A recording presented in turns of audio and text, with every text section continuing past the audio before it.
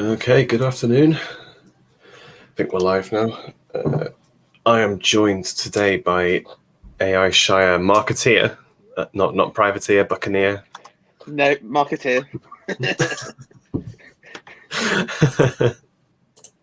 I say normally Sam's here, but for some reason he said he just said he can't make it this week, so he's working on some work stuff. So we'll see if he can join in a bit. If not, we'll carry on. Also, Cringewalker, Anakin Cringewalker himself has expressed some interest, but yeah, I sent him the link, but he hasn't responded. So we'll see if he joins in a bit as well.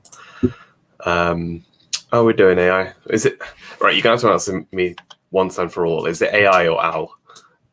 I know everyone gets this wrong. Yeah, it's AI, but everybody. It sort of started with AA, then Harry, and then Sargon. When I had Sargon on the channel, he just called me Al, and I was like, okay, I better stick with it now. Because I've always said AI. Yeah, it is AI, but it's Al now, I guess. I don't really mind. Either or. Yeah, I guess that's. I've lost the will to live at this point with all that. I expect sea shanties in chat. We've already got one. I think I saw when I checked earlier. Economic Erudite had posted like Yaha fiddly dee, but that comment's gone now. So yeah. I mean, this week we're going to have a chat about privateers, pirates. Normally we talk about kind of futuristic stuff. Here, I kind of want to look at the history of it and then see what China's up to and if America can do this to counter them. Yeah, cool. I Just guess, to let you know, if I go quiet, I'm the reason I'm playing Crusader Kings at the moment. So very nice. Are you planning on joining the one with Economic Erudite? I can't get Crusader Kings 3 to work on my PC. I'm playing the third one. Right. Oh, that's weird. What's wrong with CK2? I don't know. It just won't load on Steam. It's I won't say the word, but it's special needs. My Steam at the moment. It's challenged. Yeah. That Wellerman guy. Yeah. To bring us coffee and tea and rum. Well, sugar and tea and rum. No, it's funny. Like I guess without kind of properly doxing myself, my real name is a bit piratical. So I've heard jokes. Like Morgan or something. I've heard pirate jokes my whole life, so I've kind of sort of leaned into it a bit.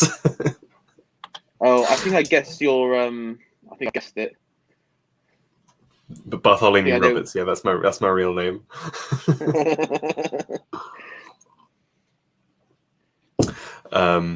So I think, well, I say we're talking about pirates. That might be slight bit of clickbait. I feel like we should probably be more talking about privateers if we're talking about America funding things later on.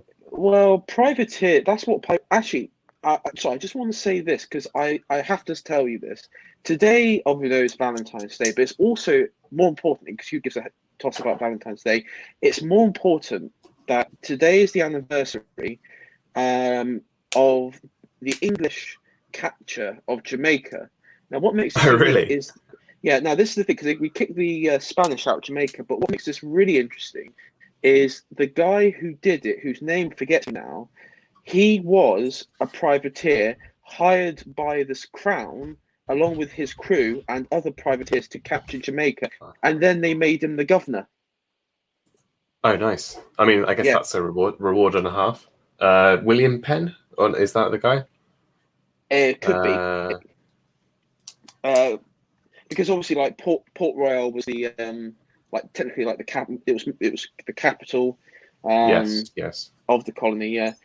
He was made a privateer. A privateer. Like basically, he was a pirate, and he's just made like a governor, like just by the state. Yeah, I mean, that's kind of what it was all about, really. Private individuals doing cool stuff, and the government going, "Yeah, go on then." Yeah, giving them a free pass. The opposite. We kind of have the opposite nowadays. It's can I do this cool shit? No, you can't. Oh. Yeah, that's interesting, actually. Yeah, it's the So anniversary today that I noticed, and I just thought, oh, cool, we can mention this on stream. yeah, you know, that is cool. I mean, I wanted to talk about kind of what a privateer is, and then Yeah, talk a bit sure. about Francis Drake, because I think he's Oh yeah, probably the most famous example. He yes. wasn't very popular with the Spanish for some unknown reason. Well, he like I think he like burnt down entire like towns and cities across Yeah, the Spanish imperial coast, like from what's the what's the one? There's one in Colombia which he just torched completely, and I he was can't remember. he was known as El Drac by the Yeah, Spanish because yeah, I mean I guess this is his name, Draco, dragon, but also the fact that he used to burn shit. yeah. The man, yeah. I mean, I remember when I was little, I had these. It was like Horrible Histories, but not these CDs for kids Yeah. on like audiobooks on sort of famous English people. I had one on Isaac Newton. I had one on Henry VIII, and I also had Nelson and Drake with the two other ones that I had, and I used to listen to them all the time. So I feel like I know more about Drake and Nelson than anyone like I've ever met in real life because of this. But it's not even that much. It's like a sort of kid's biography. Yeah, I mean, to be fair, I mean, like, I'm just thinking with Drake, he was also one of the first people to come into contact with California, trying to find He was the first Englishman to circumnavigate the world, I think. Or was that Raleigh? Yeah, I think he was, because he it was sort of by accident. 'Cause he just went around the Spanish when I say Spanish, I mean like the Spanish imperial coast, like so Latin America. And he was pillaging ships, cities, and towns. And his ship was pretty much filled with silver. But the idea was when he would go up through California and look for the Northwest Passage through Canada back to the Atlantic. Yeah, Of course, it didn't exist. Yeah, never has done. I mean, I guess that would be an interesting alternate history on what would happen if that actually existed. It would be. I mean, it unfortunately didn't exist. And so when he was in California, he just sort of was like, screw this place, I'm going. And he sailed across the Pacific to the Islamic kingdom of Brunei, I believe. And that does ring a bell. Yeah.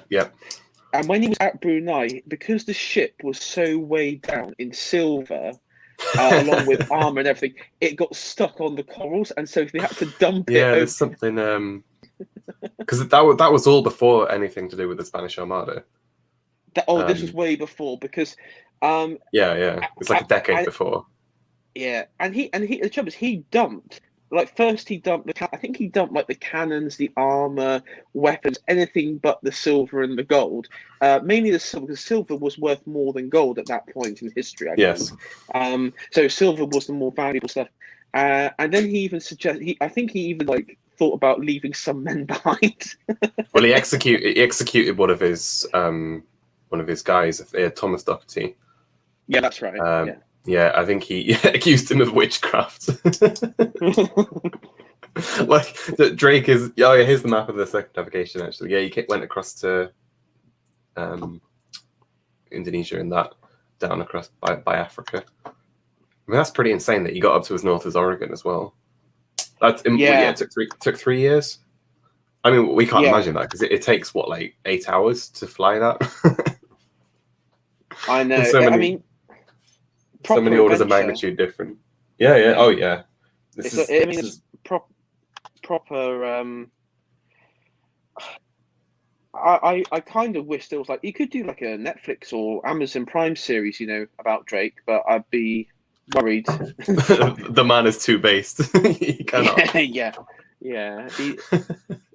Well, they wouldn't really do it justice.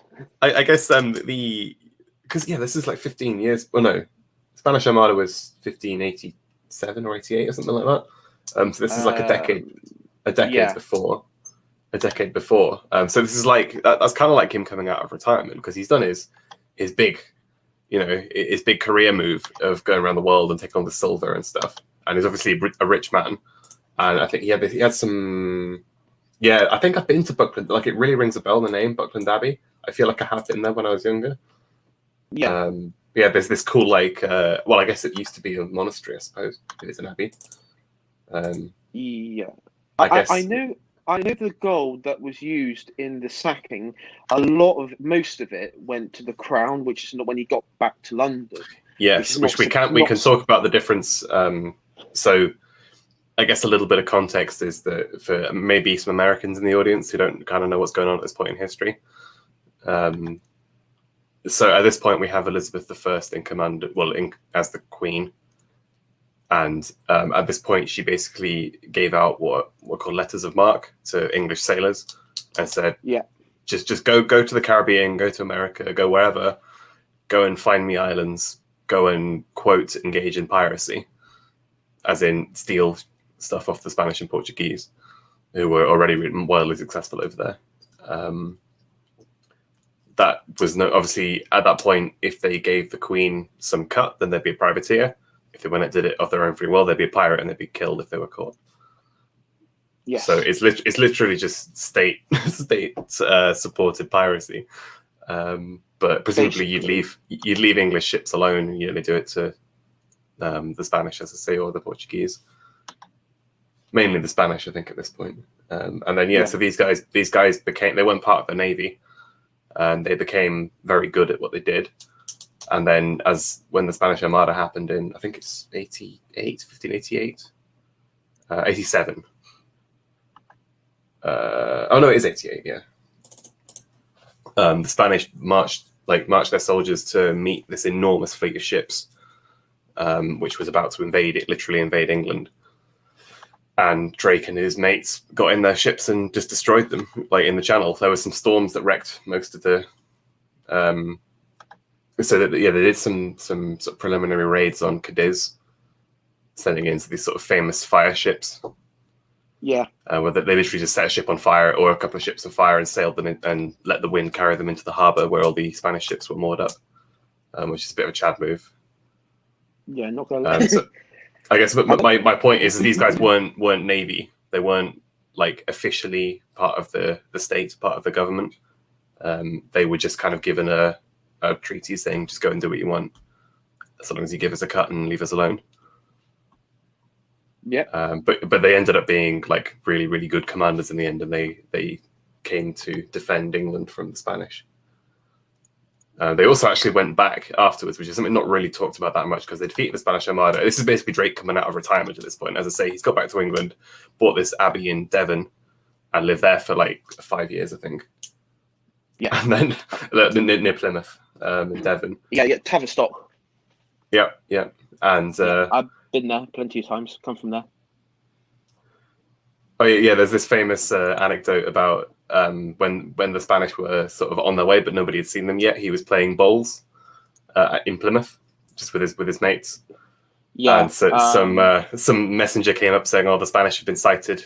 Come and go out to sea and fight them for us, defend him." And he's like, "No, we've got plenty of time. I can finish my game of bowls." Finishes his game of bowls.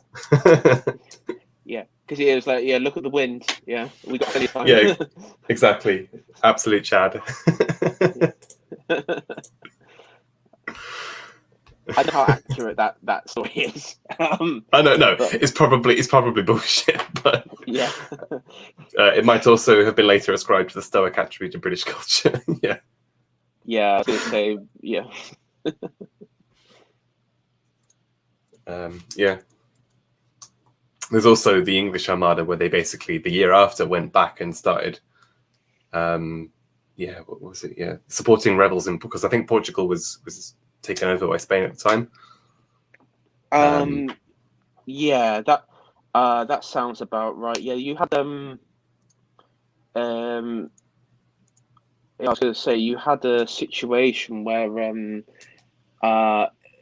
because you have to remember what made Spain the new threat was when historically speaking their conquest of the Americas coincided what started was they kicked out the Muslims from Spain, the Moors. Yes. The crowns of Aragon and Castile which were the two Christian powers, and apart from Portugal at the time, united, and then you had a personal union between the Crown of Portugal and those crowns. So basically, you had the Iberian Peninsula, which was controlled by one crown, which was was technically the Castile. I was going to say crown. it was the Castilian one, yeah, the Aragon Yeah. one had gone by that point. Yeah, it was the it was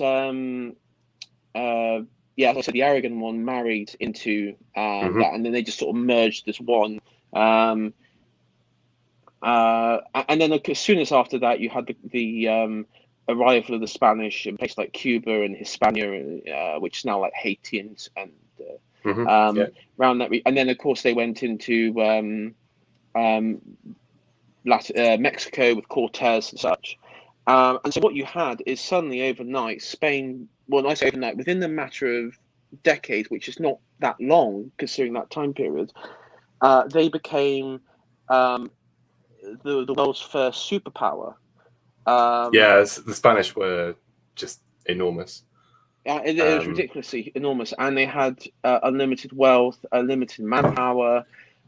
Even France, which was considered, or the Holy Roman Empire, was nothing in comparison to what Spain was. I mean, I've been playing Europa Universalis recently quite a lot, and I've been trying to play as England, and I started a little bit after the 100 Years' War because I really couldn't be bothered to try and win that. And you start and you're like, oh, crap, I've got Jamestown, and the Spanish have got like all of South America, Central America, like sort of Mexico, Florida, and the Caribbean. You're like, oh my god, what am I going to do? How am I going to win this? It's insane how powerful the Spanish were. I mean, that the Armada was something like 100, it was 150, 130 heavy ships. Which was pretty unprecedented, I think. I would think, because they were. I mean, the thing is, the Armada was primarily troop transport ships, and that was one of the reasons why it failed, because they didn't have enough galleons, schooners, and others to take on the English. They had light. Well, they have pirate ships, basically. They were sort of lighter, faster. As I say, they depended heavily on the wind. Exactly. And, they weren't cut out. I mean, and also the Spanish used land cannons on their ships, which is a mistake, because if you see land cannons and I guess you could say ship cannons. The ship cannons have like these small wheels. They were quite easy to turn. Land cannons, I mean, Jesus, you have huge wheels on these ships. I'm surprised they to fire anything. And it's so cramped inside the gun decks for those ships. It is, yeah. Like those massive wheels, you're barely going to fit them in there. You're right. Yeah, that's a good point. I also love the fact that Drake was an MP. But on three occasions. Can you imagine? Like, I don't know, like Steve Baker or someone just as a privateer, he just decides, right, I'm going to go raid the French. Yeah. I mean, I jokingly said when we had the whole problem with the French overfishing, I just said, maybe in Minecraft we could. I remember saying to you, let's hire a boat in Minecraft and just start raiding the some French ships in the channel in Minecraft, of course. Yeah, for sure. I mean, with the fishermen. Nowadays you could start a privateer company. Yeah. Literally, like a limited a limited company.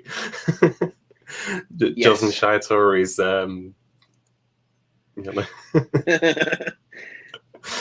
Just buy. I don't know. I guess you'd have to have some sort of warship, because nowadays, I guess the difference between warships and regular ships is massive. Whereas back then, I guess they were similar, but obviously very different in a lot of ways. Like you couldn't, like, if you had a Navy destroyer nowadays, it would just wreck a fleet of fishing boats. Yeah. Yeah. There'd be no contest. Like you could, even if you got a cargo ship and bolted some 50 cals to it, like it's nothing compared to some missile destroyer. Yeah, I mean, it would be. I mean, like you would have basically pirates with like ballistic missiles just firing at each other. Yeah, exactly. I mean, we'll get on to the Americans, but I would have thought they would basically, it would be the equivalent of Al Qaeda with their sheep machine guns on a pickup truck, rather than as I say, like a Navy destroyer, or I guess it's a pickup truck with a 50 cal on top versus like M4 Abrams. There's quite a bit of a difference there. But yeah, I just want to talk about Francis Drake for a bit because he's a Chad, and as I say, was an MP for a while, as well as circumnavigating the globe and annihilating the Spanish. I think the Spanish king offered, I think it was equivalent of £6 million for $8 million for his capture or death. Yeah. Based.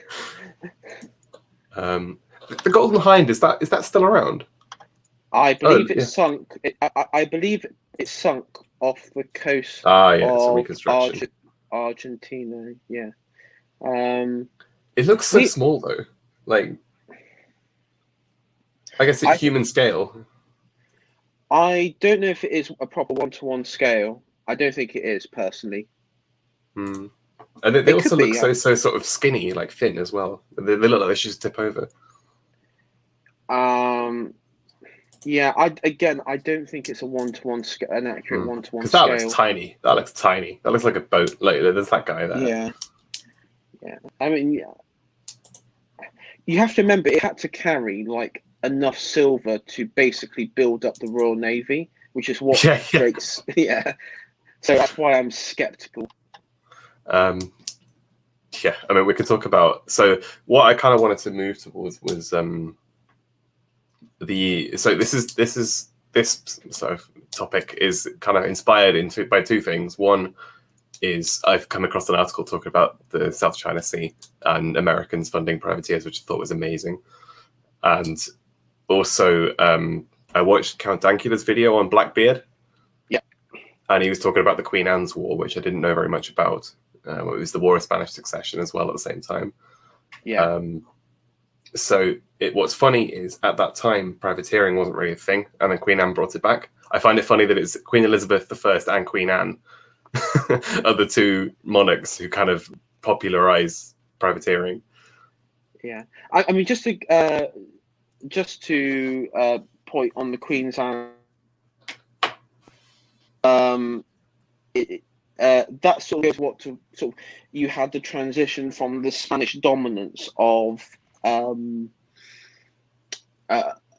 the places like the Caribbean, the Pacific, the Atlantic, and that's where the England sort of took over in the Atlantic and the Caribbean, and to a lesser extent in the Pacific, because of course you have the Dutch East Indies as well. And I think with the Jamaica one, I think Jamaica may. No, that wasn't the Queen's Anne's War. That was 50 years earlier. But you had, I think, the seizure of Belize and the sort of growth of our 13 colonies because of that. Like in Georgia and such, we had sort of more. We extended our boundaries to against our rivals in those areas. Yeah, the bloody Stuarts didn't permit privateering, which is why all our NRX boys who want to bring back the Stuarts, it's why I disagree with them, because they don't allow privateering. That's my that's my main criteria for a good monarch is do they allow pirates or not? Well, to be fair, Queen Anne was a Stuart in theory. Yeah. I mean, yeah. Not being difficult. Yeah, she was. But yeah, I know what you mean. Yeah, this what I thought was interesting, that she removed the need for a sovereign's percentage. They didn't need a cut to go to the crown. All they needed to do was fuck with the Spanish and the French, I guess, at that point. Yeah. But what this led to, the Queen Anne's War, is at the end of it, this is kind of a difficulty with hiring what are they're not really mercenaries. They're kind of parallel to mercenaries. They require war, obviously, to make money, because as soon as the Queen Anne's War ends, or the War of Hispanic Succession ends, they no longer have a job because they're at peace now. Yeah. So they just continue doing what they're doing, but under their own flag rather than under the Union Jack or whatever. Yeah. Which means that they become pirates, and you end up with the golden age of piracy. Yeah. Which obviously led to all the sort of famous ones like Blackbeard, Bartholomew Roberts. Jack Rackham was the guy who came up with the actual Jolly Roger flag. Yeah. Who else? You had that that failed pirate who was like a merchant. He was sort of like with Blackbeard for a time, and then Blackbeard the rich kid. Oh yeah, I know who one, you mean, but I can't remember his actual name. Yeah, I love this one. Woods Rogers' men search Spanish ladies for their jewels. Look at that guy there. He's really dedicated to finding the jewels.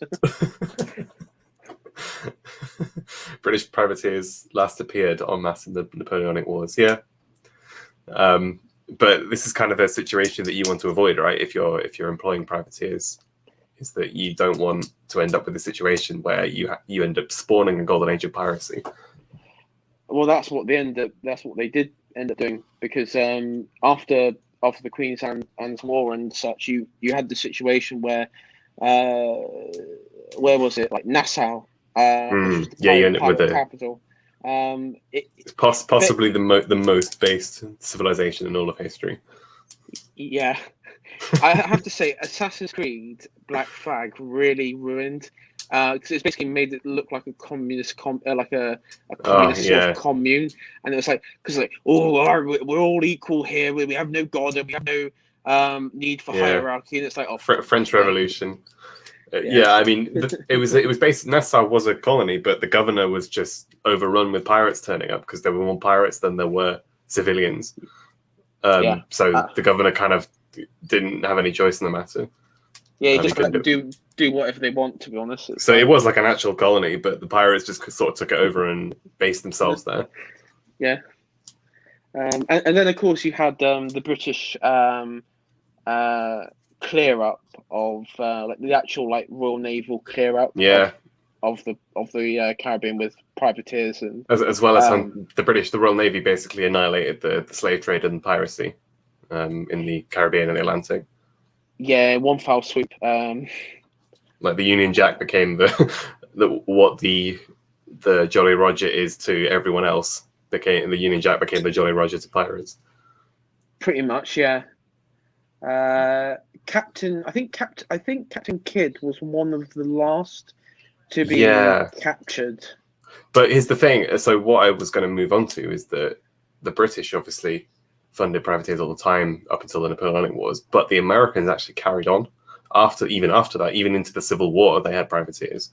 Yes. Yeah. Which is where I'm kind of going with this. Okay. So King George's War, is that the Revolutionary War? Or no, that's before then. I think it's the one right before. It's like the War of 1600s. Austrians. No, this is, it says 1744, so I guess War of Austrian Succession.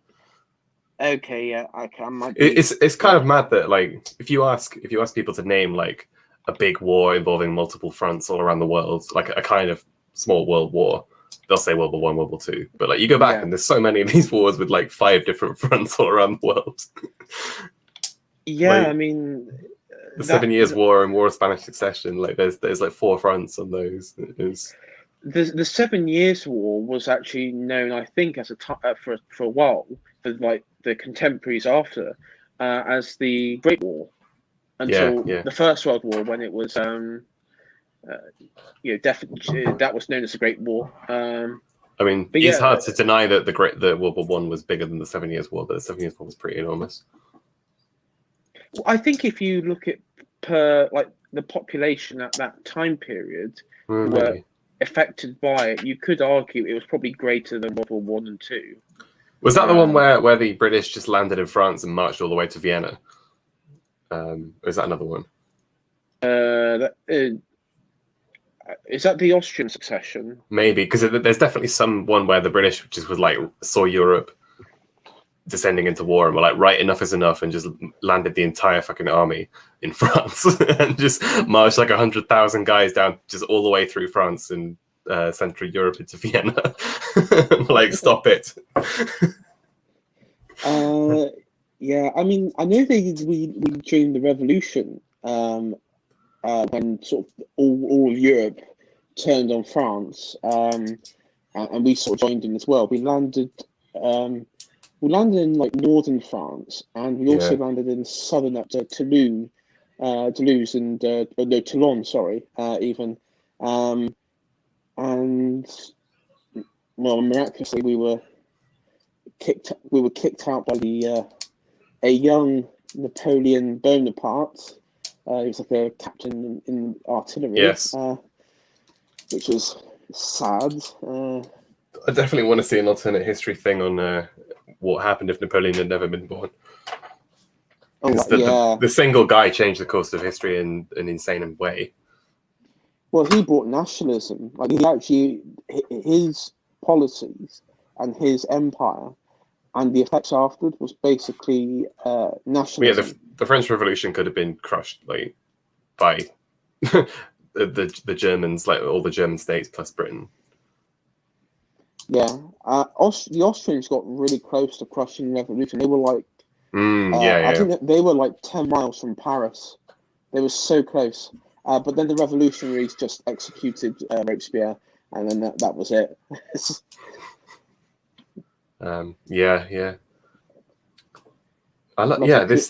is interesting. Like you see the Americans using privateers all the time, which is I didn't know at all until I looked like this morning, which is because the Continental Congress, some state governments, their own initiative, started issuing these licenses.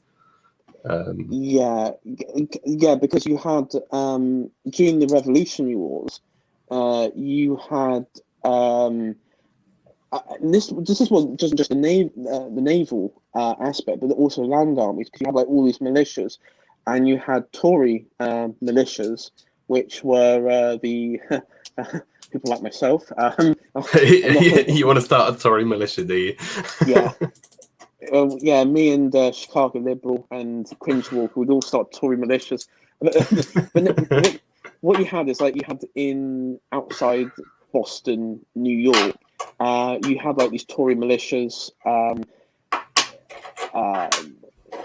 and you had the famous one, which was Rogers Rangers, who are they're like the original Black and Tans. They're really based. They're like the original right-wing death squads. Yeah, that's like no joke. Like even their green, there's like a dark green uniform. It's so based. When you see like, I saw that. I think I have heard of them. Were they the ones that fought the Minutemen? Yeah, and they used to like sculpt the Minutemen and everything. It was like, okay, bruh. It's like okay. No joke, because like Roger, who was like the founder, he spent time amongst the natives, and he fought the natives. I swear I've heard of these guys. Yeah. Go for Roger. Some like video game or something that they're in, or some like. It's like, I think it might be Empire Total War. They're a unit in Empire Total War, but they're such a shit unit. Unless you get like the Darth mod, then they're a lot better. In that, this looks like modern. The sort of green. The green with the beret, like it just looks like a modern khaki. Dress. I will say their uniforms in that depiction is not particularly great. If you look at what a lad, Robert Rogers. Yeah, I mean, most of their uniform was basically whatever they could, like their own clothes. You know, like it was like whatever they had available. I mean, it's not actually. That's light green. It's actually a lot dark green, and yeah, they were a private sort of Tory militia, and then also they had like the equivalent. So I said like the naval aspect. And there was one site in New England and it what's it called?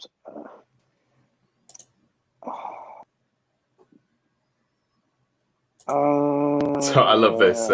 One wounded and captured ranger who was later exchanged claimed to have killed one of the captured Frenchmen by striking him on the head with a tomahawk. Dab on French. Jesus. Wait, the French originally reported killing Rogers in the second battle. This was based on on their finding some of his belongings, including his regimental coat. However, he escaped. The episode gave rise to the legends of Rogers sliding 400 feet down the side of a mountain to the frozen surface of Lake George. Oh god, that's so based. Rogers Slider, Rogers Rock. Is he like Darth Vader? He's like yeah, he's the British Empire's Darth Vader in America. I think he even met the king. I want to know more about this guy. This guy needs a Mad Lads. I'm gonna tell Tails. Just gonna like message him saying, "Tell Dank to make Mad Lads about Roger Rogers because that guy." Sorry, Anakin Cringewalker wants to join. Hello, Mr. Cringewalker. Hello, Cringewalker. We're laughing about. We've gone on a bit of a tangent, laughing about Robert Rogers, the Darth Vader of the Imperial War, War of Independence. Oh, you there?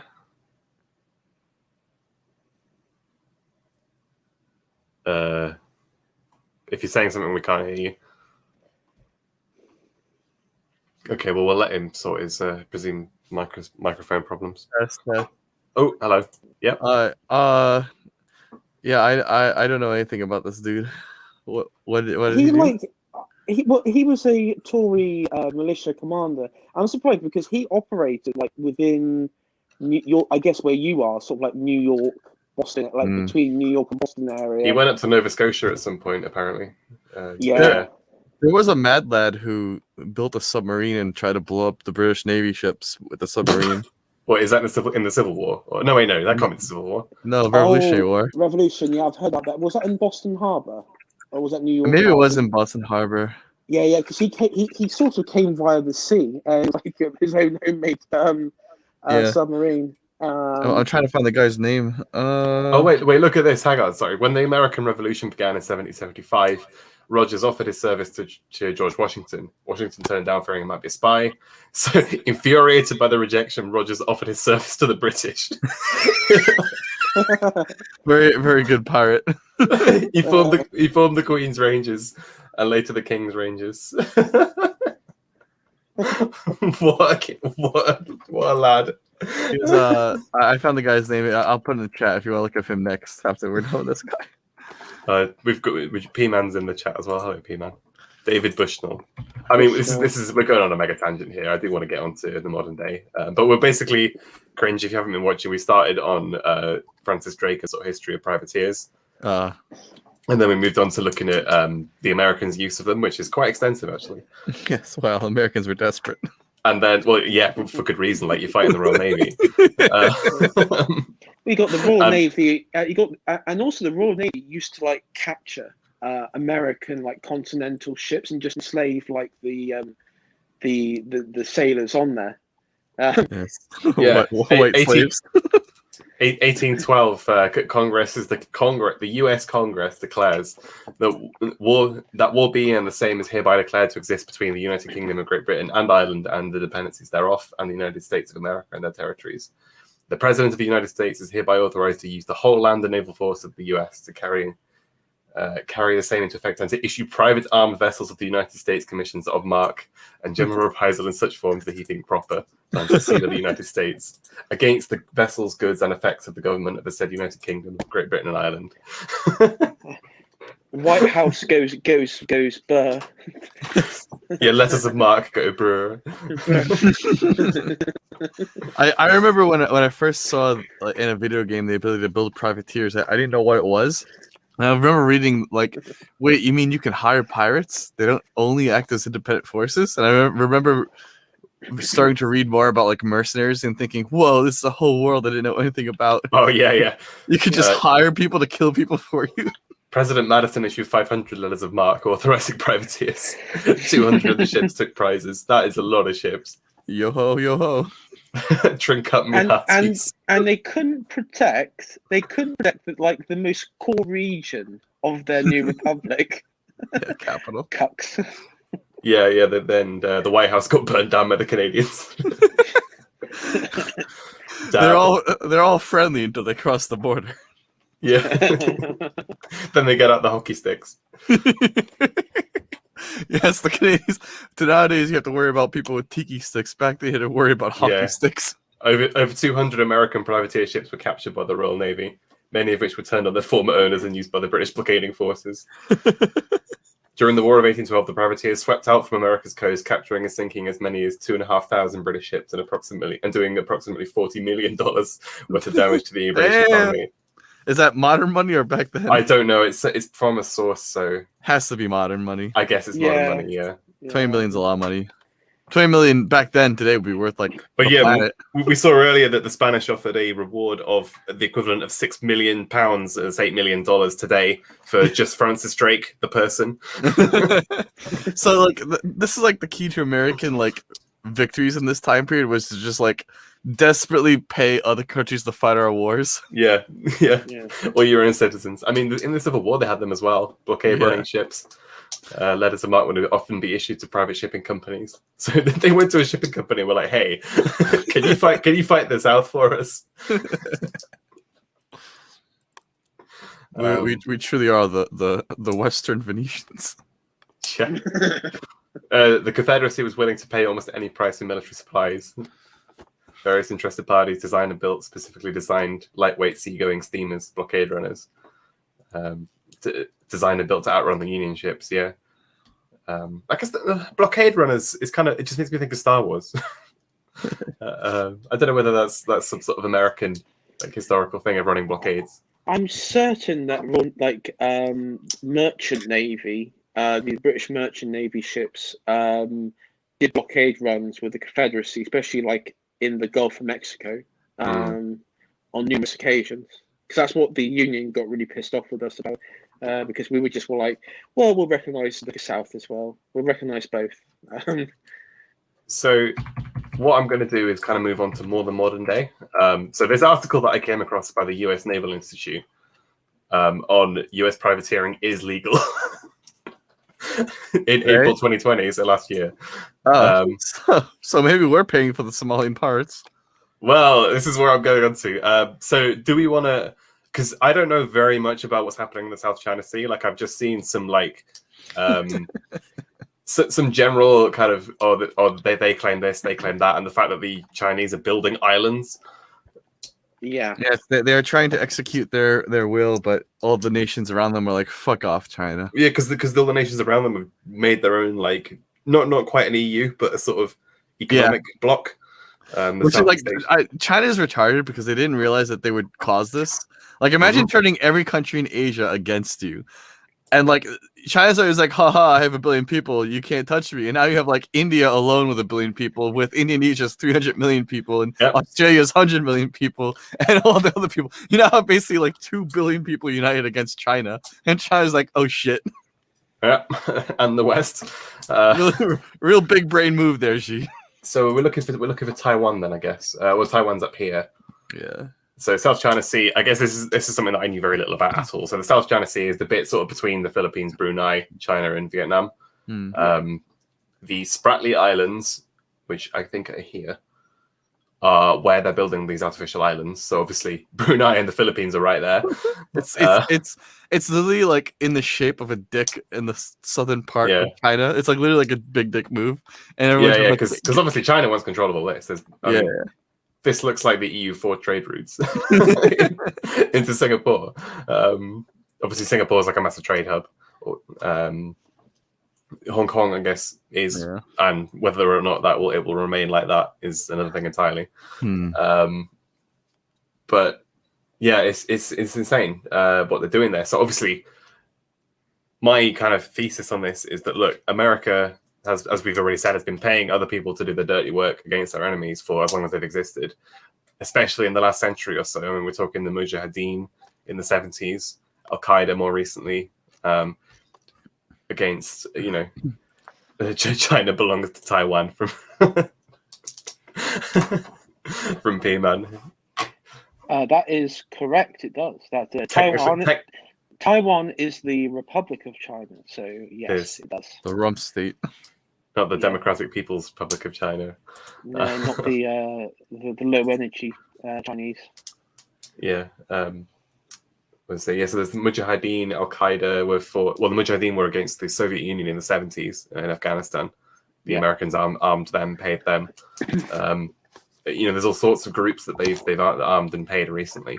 There's no reason. Saddam Hussein. Americans armed Saddam Hussein against the Iranians. The Iraq. There was a certain civil engineer called Osama bin Laden. That they may or may not have given some funding and help towards. We did. We funded Al Qaeda, yeah. I do wonder, Cringewalker, now that Don the Pleb and Staff Sergeant Sniper are now domestic terrorists, do you think they'll get any paychecks from the CIA anytime soon? Oh, absolutely. One Democrat's enemy. Wait, one Democrat's terrorist is another Republican's privateer. Yeah, privateers. Bring back privateers. But there's no difference between, as I say, the Al Qaeda against the Mujahideen against the Soviets versus, because obviously it's a sea that they're contesting here rather than a bit of land. Like just paying a load of Vietnamese, Filipino, paying a load of fishermen to attach 50 cals to their fishing boats and go and attack the Chinese.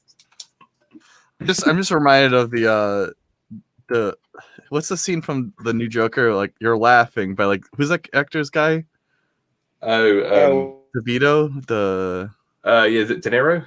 De Niro, yeah. I'm just imagining De Niro going like he's like a De Niro, the Democrat senator, going like, "You're laughing. The Capitol was raided, and you're laughing." Yeah. I'm just like giggling, like, fuck off.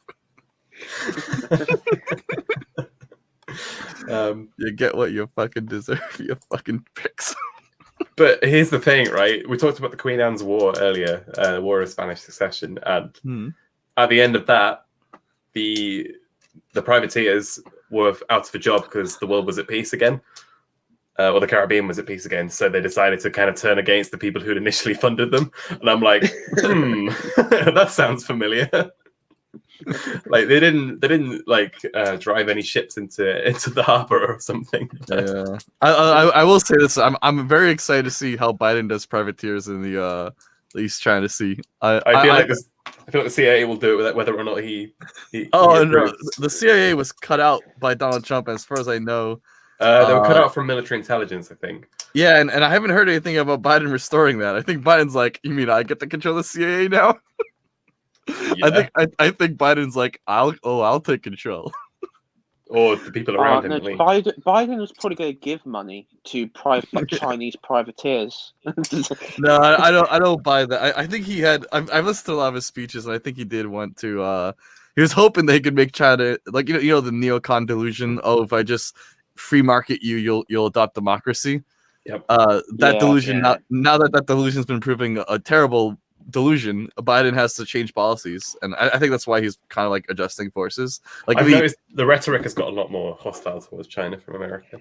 Yeah, Biden himself too, because like I think on both sides. Yeah. I think we finally saw the crumbling of the neocon neolib delusion that you could just market economics someone into democracy. China is more than happy to be a free economy and a dictatorship.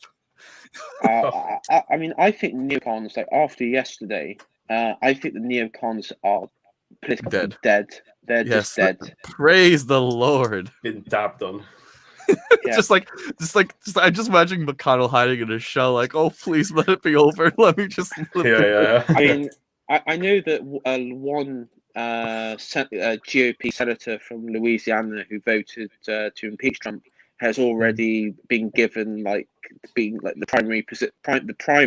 He's already been started to be primaried by the GOP. Yeah. So it's like, yeah, okay, cool. 1 down, 6 to go, and it's like, and now they're like crying about it. You know the meme with the skeleton going, "The ride never ends." Yeah.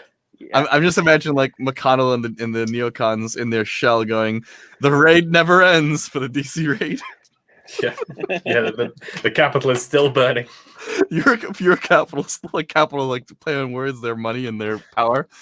It's gonna be fun. I'm watching the neocons burn after 20 years of like just failed policies and delusions. Oh, it's just beautiful. Yeah. And the best bit is the Lincoln Project, like the main like modern driving force of them. I mean, like tell about like fucking fall from grace. Well, Yeah. pervert project. Yeah, that they were. I haven't really been following that, but I've seen. I've seen things coming out, and I'm like, Jesus Christ. Tale as old as time, male feminists don't go right. Yeah, I can't make a rhyme about that. Damn it. One thing I like is, and this is the funniest thing, and I probably will get back to this, but I just wanted to say this. You do realize, like, QAnon, I'm not saying what they said word for word, but they sort of insinuated that the Lincoln Project was run by certain people who have certain perversions. Right. I mean, they say that about everyone, though. They do say the world is run by pedophiles, yeah. Yeah, but the best bit is they've been proven. People are just like memeing saying, "This is a world where Alex Jones and QAnon are sort of right at the moment about certain political people." It's like, what's going on? Demonic pedo cult.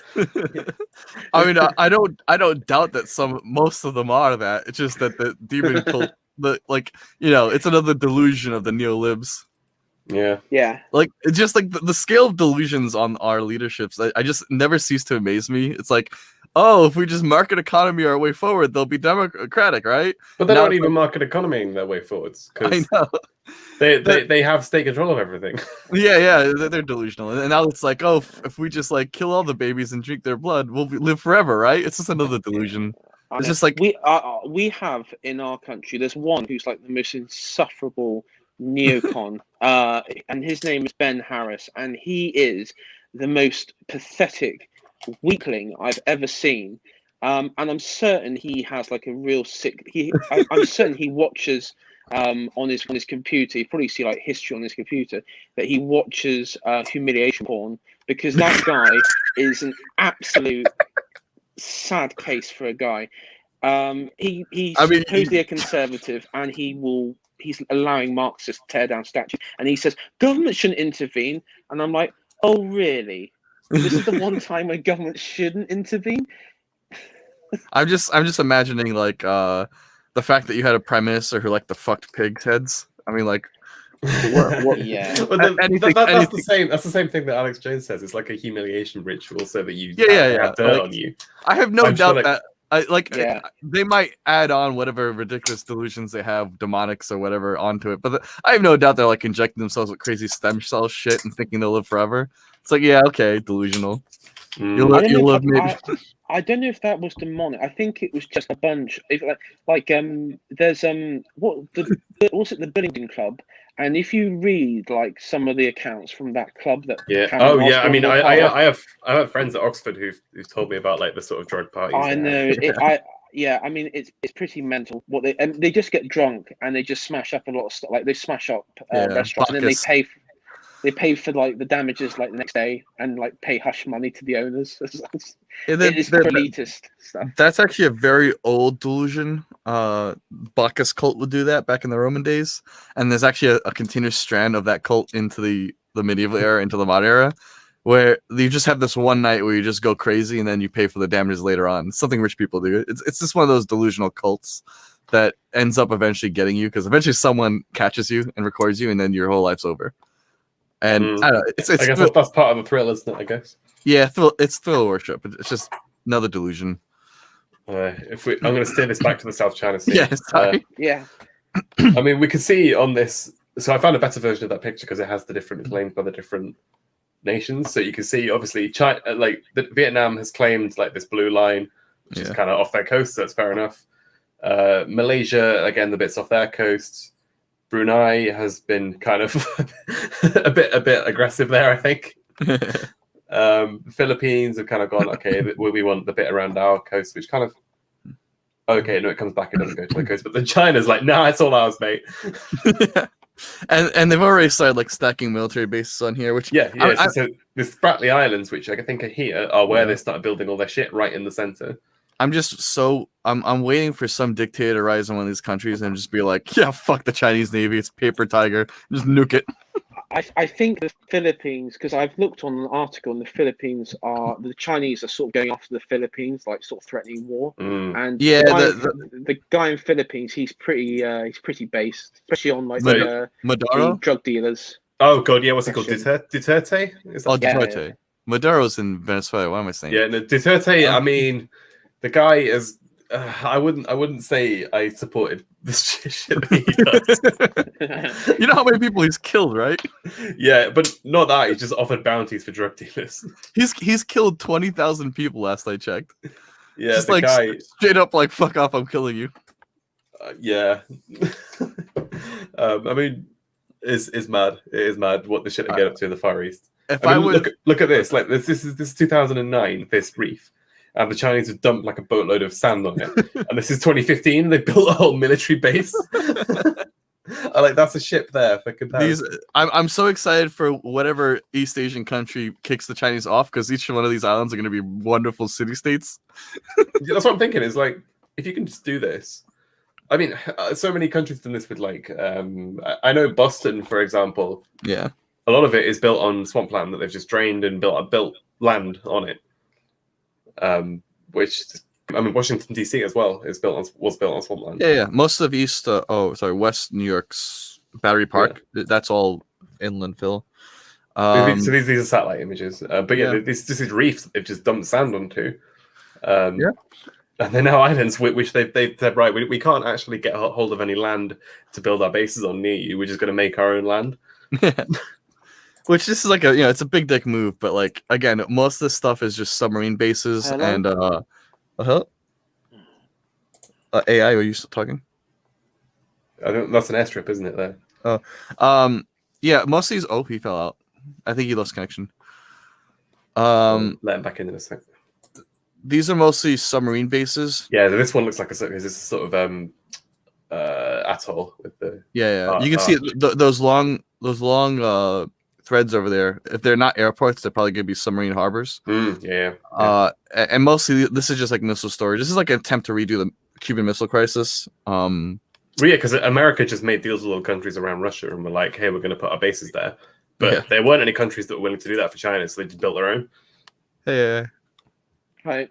Yeah, this is a private island. This is a private nation. Build your own island. I want to see Duarte, whatever his name is. Just like hire a bunch of pirates and be from Singapore. That is 100% the sort of thing he'd do. Yeah, I mean, look at this. This island is just like a tiny little desert thing, and then like a year later, it's a fully fleshed port with cargo ships. Yeah, it's a pontoon thing. Go back to the previous one real quick. Yeah, so on the top left, you see going forward onto the right. Go to the next image. You see how that water's been deepened? Oh yeah. That's a submarine port. Right, yeah. These squares are like pontoons or like platforms or something. Yeah, probably. It's probably just like cargo. Those are probably your dredging ships that are sucking up the dust. Yeah. So yeah, these are all like ports for submarine bases. There's probably a few like nukes somewhere in there for like sub base missiles. Yeah, I mean, this is just like military infrastructure.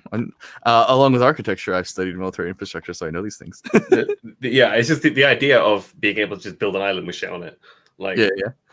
That's really cool to me. Have you guys heard of the seasteading idea? I mean, I know that's more. Yeah. More boats and ships rather than it's like building a mobile floating cities. Yeah. Kind of leads into the piracy idea. I mean, I kind of want to do a whole stream on that at some point. It's similar to the free private cities idea, which I very much enjoy. I'm an average free private cities enjoyer, appreciator. Is the city what's that city in Kenya that's used to be a pirate hub?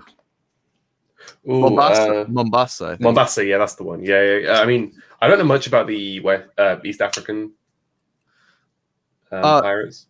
Yeah, well, sorry, not Mombasa. Zanzibar. Zanzibar's the whole area, isn't it? Or is that? Yeah, it's a series of island nations that were integrated into like Kenya and, It's Tanzania. near Madagascar. Yeah. Yeah, tragic downfall of a pirate state, but stuff like that. I mean, if I was like a revolutionary or something, I would basically get those islands, like get a lot of nationalism for the old nationhood that used to be there, and be like, no, Right. So fuck the Continentals. Yeah. Found a little pirate state down there, start raiding off of Madagascar or something. I mean, Actually, Somalia. As we're talking about Madagascar, we have to talk about the fabled city of Libertaria. Is it Libertaria? Oh, yeah, that rings a bell as well, actually. Yeah, that's like a pirate like city state near enough, which was meant to be in Madagascar, but we don't know if it's actually real or if it's I don't want libertarian. Libertatia. Libertaria. That's it. Yeah. Captain James missing. Okay, I don't know much about this. A free colony founded by pirates is okay. So it did well. Most credible sources have said that it does exist. It doesn't exist. Pretty cool flag. Yes, it's on Madagascar. Oh, so is this where they did the Top Gear thing recently? Yeah, and also like the fourth Uncharted game. It's like looking for the lost pirate colony. Yeah,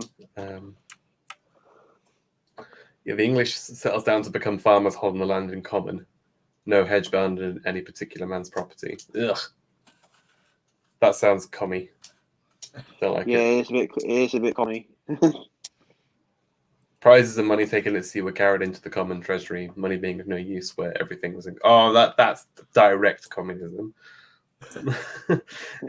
Money being of no use where everything was in common. That sounds like a... I mean, that's old, though. That's like... what year is this? Are we talking? 17th century. I mean, that's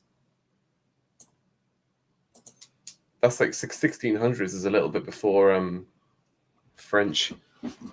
I guess the French literature where all that sort of stuff starts, or the French writing where that sort of stuff starts, I guess. Interesting. Okay. Yeah, I really liked this idea of the building island. I mean, obviously this is a threat. America are going to see this as sort of fucking with their interest in that area. Yeah. Because America has interest in every area. Where don't we have interest? Yeah, exactly.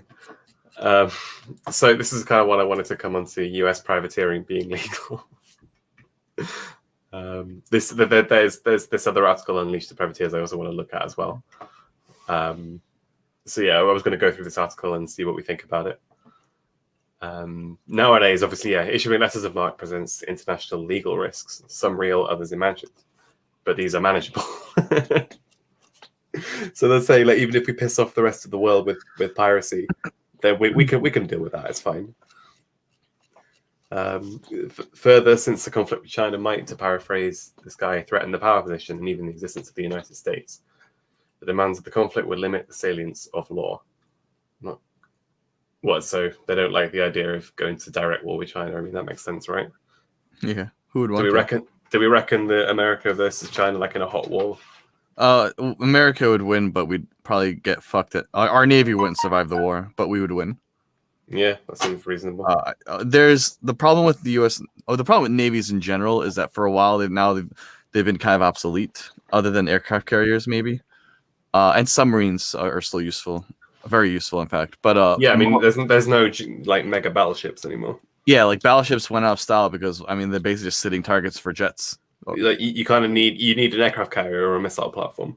Yeah, there's no place for big guns. Exactly, and like the era of big guns, all in general, died at the same time. Like tanks also died out now and replaced with APCs and troop carriers. Because like what's a tank? It's a kill box for IEDs and missiles. It's too slow to fight anymore. The cannon rotates too slowly. It's completely useless. It's just a sign of strength that it's like a paper tiger. So the U.S. doesn't make tanks anymore. The tank is Yeah, drones. A drone can destroy a tank and get away with it pretty quickly. So why would you bother wasting your time and money on tanks? You'd build drones. China, I think, also gets this. I don't think China's building tanks anymore either. Well, there were plans to scrap all the British tanks. Yeah, they're a relic of a different era. But here's the thing: we still have this like big fucking navy that has all these like nuclear. Like I think we're still the only nation that uses nuclear power on our warships. I think Russia had one. Yeah, Like just one. A destroyer or something. So We do. for whatever reason, China has not used nuclear power in their navy, which is kind of stupid on their part, and would suggest to me that it's a bit of a paper tiger. So basically, they have giant, highly flammable carriers and amphibian assaults, and they've been purely focusing on carriers and amphibian assaults. Obvious amphibious warfare. So islands. Islands. I was just wondering, is it diesel engine that is when it comes to like submarines is quieter compared to like I've actually been on a diesel submarine in New York. Mm-hmm. They got the Growler there. I think it's called the Growler. By that Intrepid aircraft carrier. That was quite cool. Yeah. But it's like it's not a viable weapon anymore. No. Like a big tube full of diesel fuel is going to make a big boom with a tiny dent. Nuclear power doesn't do that, so our ships will last longer in a prolonged conflict. If you do like a sort of Elizabethan broadside where both ships are standing there still pounding each other from a distance, then the one which is not made out of diesel and and so there you see a little bit of a reveal of China's goals with its navy. China doesn't have any expectation to face the U.S. head on with a navy. What they want is to have amphibious assaults and aircraft carriers to basically air bomb our navy. They want to be Marines. Yeah, with the and so like you can imagine like they built all these like hundreds of amphibian assault carriers and like I think like a dozen new carriers that they built. And these ships are going to basically attempt to strike and run our ships. And so if we were smart, what we would do is we would make our ships purely anti-aircraft, purely aircraft and anti-sub. Like focus entirely on aircraft and subs, just as for our defenses. There's no point. There's literally no point in even developing like main guns or anything like that. Ship to ship combat isn't really a thing. Like like an aircraft carrier is a mobile airport. Mm-hmm. Like it's like building these islands, but it can move and it's a bit smaller. Yeah, if I was up to me, I would if I was in charge of the U.S. Navy, I would scrap all of our aircraft carriers because they're just ridiculous, and make a very like thick motherfucking armored, twice as big airport on the sea. Like build something twice as big and twice as armored with virtually no guns. It just can take a fucking beating for like hours, and launch your aircraft or launch aircraft out. If you ever saw like Battlestar Galactica with the way they like basically shoot. Yeah. You know how they like sorry, excuse me. You know how they like they shoot the aircraft out of the ship? They also have the sort of flak field around the exactly Battlestars as well, yeah. Like literally build like Battlestar Galactica, a big highly armed airport. Like just like I'm talking like 6 foot thick armor, just pure steel. It can just take a fucking beating. Don't even bother putting a platform to land and fly off of. Just put a giant like catapult gun to shoot aircraft into the air, and then when you want to land, have them just like kind of come underbelly, like have a little like port of entry, like kind of not on the top of the ship, but like a little porthole, or even just have to have the regular carriers out of range. that too. That's actually a good idea. Like have a big like something that just shoots aircraft out of the sky and makes a flak cover over itself, and just have it just go like torpedo the entire Chinese Navy, just like boom boom boom boom boom boom, just like nothing, just like pure just anti-armor big fucking aircraft, like literally just a gun on wings and just fly and shoot like an A-10, but like with I was gonna say a Warthog but like for anti-ship rather than anti-ship instead of anti. The anti-tank. Yeah. The Warthogs are anti-tank, aren't they? That's their purpose. But they probably would put a hole in a Chinese. Well, yeah, they fire like Coke can size. Yeah, and like literally all you're doing is just having like your pincer movement. Have like you build like 3 of these things, maybe 5, and just move in like a arrowhead formation, and just like fire your A-10 whatever aircraft and just down all of the Chinese aircraft carriers. Then your cruisers can come in and mop up the amphibian assault carriers. And within like a single battle, you'll wipe out the Chinese Navy. You gotta worry about the submarines, but you know what? Just like mine. You've got destroyer, like anti-submarine destroyers have been around for decades. Yeah. So. And I wouldn't even bring those in. Just bring in your own subs. Have them better equipped. Like I don't think we've done any research into anti-radar for naval ships. Like we have like there are some. Isn't the Nimitz? No, not the Nimitz. Well, yeah, above waters we have cloaked ships now that can like resist the radar. Like they have the same typology. Oh, I see. You mean because I've seen some destroyers that I think the UK are trying to build that are anti-radar. I haven't seen a single anti-radar sub. They all still have that stupid tube shape that gets on radar. Yeah. It like literally just put a new shell on your submarine so it bounces off radar so you're not detectable. Oh, AA fell out again. And then just like just like literally just firebomb the entirety of their submarines. Don't even bother loading your cloaked submarines with torpedoes. Make a naval drone that can just latch onto the hull and drill a hole into it. Let it sink. That's more than possible, I guess. Yeah, like there's no point putting explosives on your own ship. Do it through kinetic energy only. Like have your naval drones shoot out your cloaked subs, latch onto the enemy submarine, and just drill holes into it. You don't need any explosives. Just drill holes. So it sounds like the sort of thing these privateers could be getting up to. Yeah, sorry, I just want a whole rant of like. That's cool. It's cool shit. What are we saying here? Yeah, so what we're saying about the conflict would result in a lot of US casualties, a lot of US ships gone. So I guess they're thinking about Japan, 1942, because Japan wiped out all the battleships in Pearl Harbor, pretty much. The US was left with basically just carriers. Conflict with China would be World War III, not Gulf War III. Yes. No, you can't have World War III with China when the whole world hates China. Like it's not going to be World War III. No, I think they're talking about the scale of it, not. Even then, no. This is a myth that's told by the neocons and other people. China's a paper tiger that the whole world hates. China has no allies, literally none. I also wonder when it comes to internal bits of China. I think if the question is loyalty, like if you take America and you take China, which side would remain loyal to the cause of fighting each other? Because I think the Chinese people would fold first, because for them it would be fighting for the Communist Party, not so much for China. I don't. The US fighting for the Democrat Party. I just want to emphasize that, China is very similar to, like, say, Nazi Germany, which had no real allies for itself. Like, who was Germany's ally, right? Like Italy, that couldn't put up a fight for more than 6 months.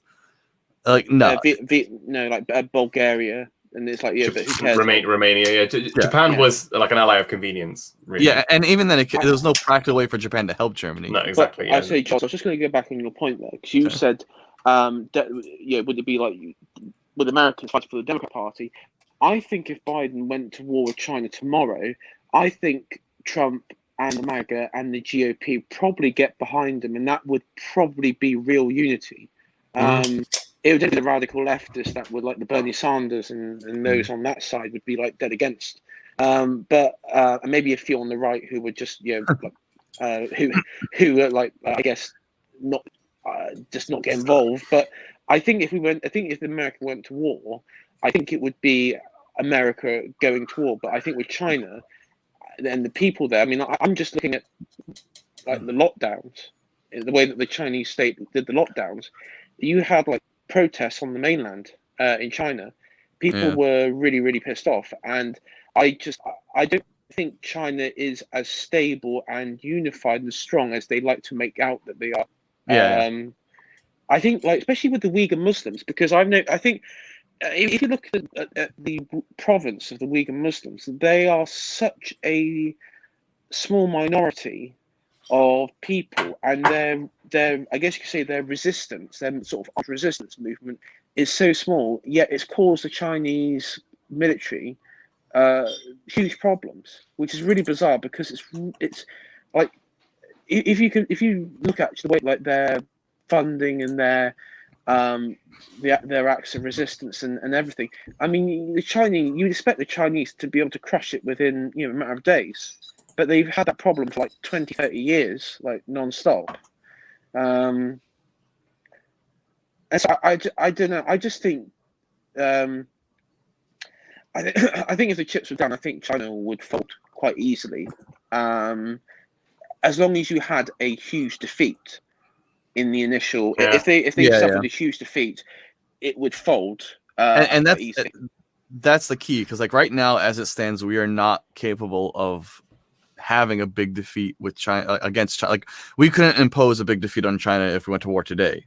Our navy is just not equipped for that kind of combat. Our navy is more used to like old-fashioned warfare in World War II, and this is not that. Also, I mean, I think you have to look at also like how China has, I wouldn't say like infiltrated, but I guess the power in your nation, in the United Kingdom, in Europe. I mean, how much of the U.S. national debt has China bought up? Yeah. Well, at the same time, that's like buying debt is only important if you're in peace. Once you go to war, no one gives a shit. Like, well, what are you gonna do? Like, are you gonna pay your enemy? Right? Like, no one gives. That entire infrastructure of economy breaks down in war, and this is something also for China. Once they went to war, their economy is dead too. Like, this for us, economics is mutually assured destruction, not nuclear warfare. Our economies are so entwined that war would destroy us both economically. Only for them, they wouldn't recover. They'd fall apart into nation states. We would just have a few riots, and that would be it. I just want to say, like, P-Man was talking about North Korea. I just want to make an insult to North Korea. North Korea's nuke, their only nuke that we know of that they have, if it went off in Central Park, the fireball wouldn't even reach the end of the park. It's such a small joke. Like, people think, oh, you have a nuke, therefore you can blow up Seoul or something. Bullshit. If North Korea's nuke blew up in the Capitol building of South Korea, it wouldn't even get past the capital zone of the capital. Most people wouldn't even notice it. It's literally a nuclear football. It will make a little pop shot and be done. Davy Crockett kind of thing. Yeah, it's like a fractional power of like Nagasaki and Hiroshima. It's a joke. It's like literally just haha. We have a football that might blow up one of your ships. It's a complete fabrication. It's a myth. I see Saffron's joined us. Hey, gays. Quiet woman. We'll go back to privateers. What was I saying? Oh yeah, so what they're making the point here. This is the first risk affects privateers themselves. So they're making the point here that they're not mercenaries, and this is kind of different to the Elizabethan ones we were talking about. AI, that in this case it's not American citizens getting boats and going over there. It's the American government paying locals. So it is slightly different. Is AI dead? Because he's muted. Oh, hello. Yeah, I'm not muted now. So yeah, the idea is kind of like it would be like the British government of 1570 paying some like locals in Cuba to raid the Spanish instead of sending their own men. Yeah, that's about right. Which is different. So apparently the Geneva Convention actually has a legal distinction between privateers and mercenaries, which is good because mercenaries don't get much protections if they're captured or whatever. Geneva Convention, more like Geneva Suggestion. Yeah, the code would be more like guidelines. But I mean, it's the sort of thing that a country has to kind of pay lip service to. It's just another stick with which to beat China with. Yeah, I love the fact that Germany's mercenaries in the interwar era between World War I and World War II followed the Geneva Convention. Oh yeah, they refused to use shotguns because they were against the convention. They actually were better at following the Geneva Convention than the U.S. I'm sure, yeah. It's like evil Holocaust destroying, like racial destroying monster. Oh, law? We'll follow the law. Okay. It's like what a fucking pussy. It's the Germans. They were just following orders. literally, like the eternal German can't help but be obedient. Yeah. I've noticed that there's a lot of articles going around at the moment of like the Trump derangement people saying the mid-century German wasn't as bad because at least they wanted to improve the I saw that. economy. Yeah. I saw that. It's like I don't think bigging up Hitler to own the conservatives is really the victory you think it is. Just remember, if World War One, if the Germans won World War One, Hitler wouldn't exist. Just saying. Yeah, they'd have the Kaiser. Yeah. I mean, he was better than Hitler. I'm convinced that World War One, the Germans were the good guys.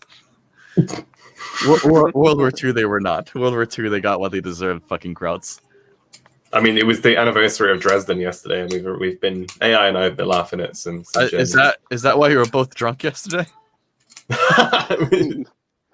Yeah. I was drunk because I've been on Harrian's stream for since 8 p.m. You celebrate the damnation of German spirits by drinking some fine Italian spirits. Yeah, well, I was. Biden did several months ago. He was talking about Dresden, and he said, 25 people. No, wait, it was 250, and then Goebbels said there was 250,000. And it was did Biden use the Nazi numbers? Yeah, he used the Nazi numbers, and then he said afterwards, he doesn't reverse it, and then he said afterwards, but we don't know because Goebbels says he can make truth reality whenever he feels like it. I'm like, Biden, stop telling people how you won the election, for God's sake. I mean, that guy's amazing. Same, bro. Same. Yes, I too miss the pubs. Although we're now allowed to go to pubs here finally. So I can go to pub today. Oh, yeah. For us, it's like on the 8th of March they might open schools. just a maybe. That's it. That's all we got. Oh my god. Saffron is correct. Josh, let's double tap Dresden. I don't know. I think maybe Berlin this time. I think Dresden's quite based actually at the moment, but I think Berlin would be the one to go for. German culture doesn't exist. No, as I said yesterday, it's Italy and Germany aren't real countries. At least France can have has been a cohesive nation for a long time. That's the one thing I'll give the French. I love this as well. The other legal hurdle is the myth that the law of naval warfare prohibits U.S. privateering. There's confusion that the U.S. can do privateering. This 1856 Paris Declaration was the first article banning privateering between the parties. Somehow established a customary international prohibit. I guess they're saying that the US refused to sign the declaration because it was a bad deal in light of the comparatively small US Navy of today. So the US Navy were like, well, I'm assuming this wasn't the French. So this Paris Declaration said, can you guys not use privateers? And the Americans were like, well, no, our Navy's tiny, so no. We have to stop those Arabs somehow. Well, I love the fact that the Americans are once again pulling out of a Paris agreement.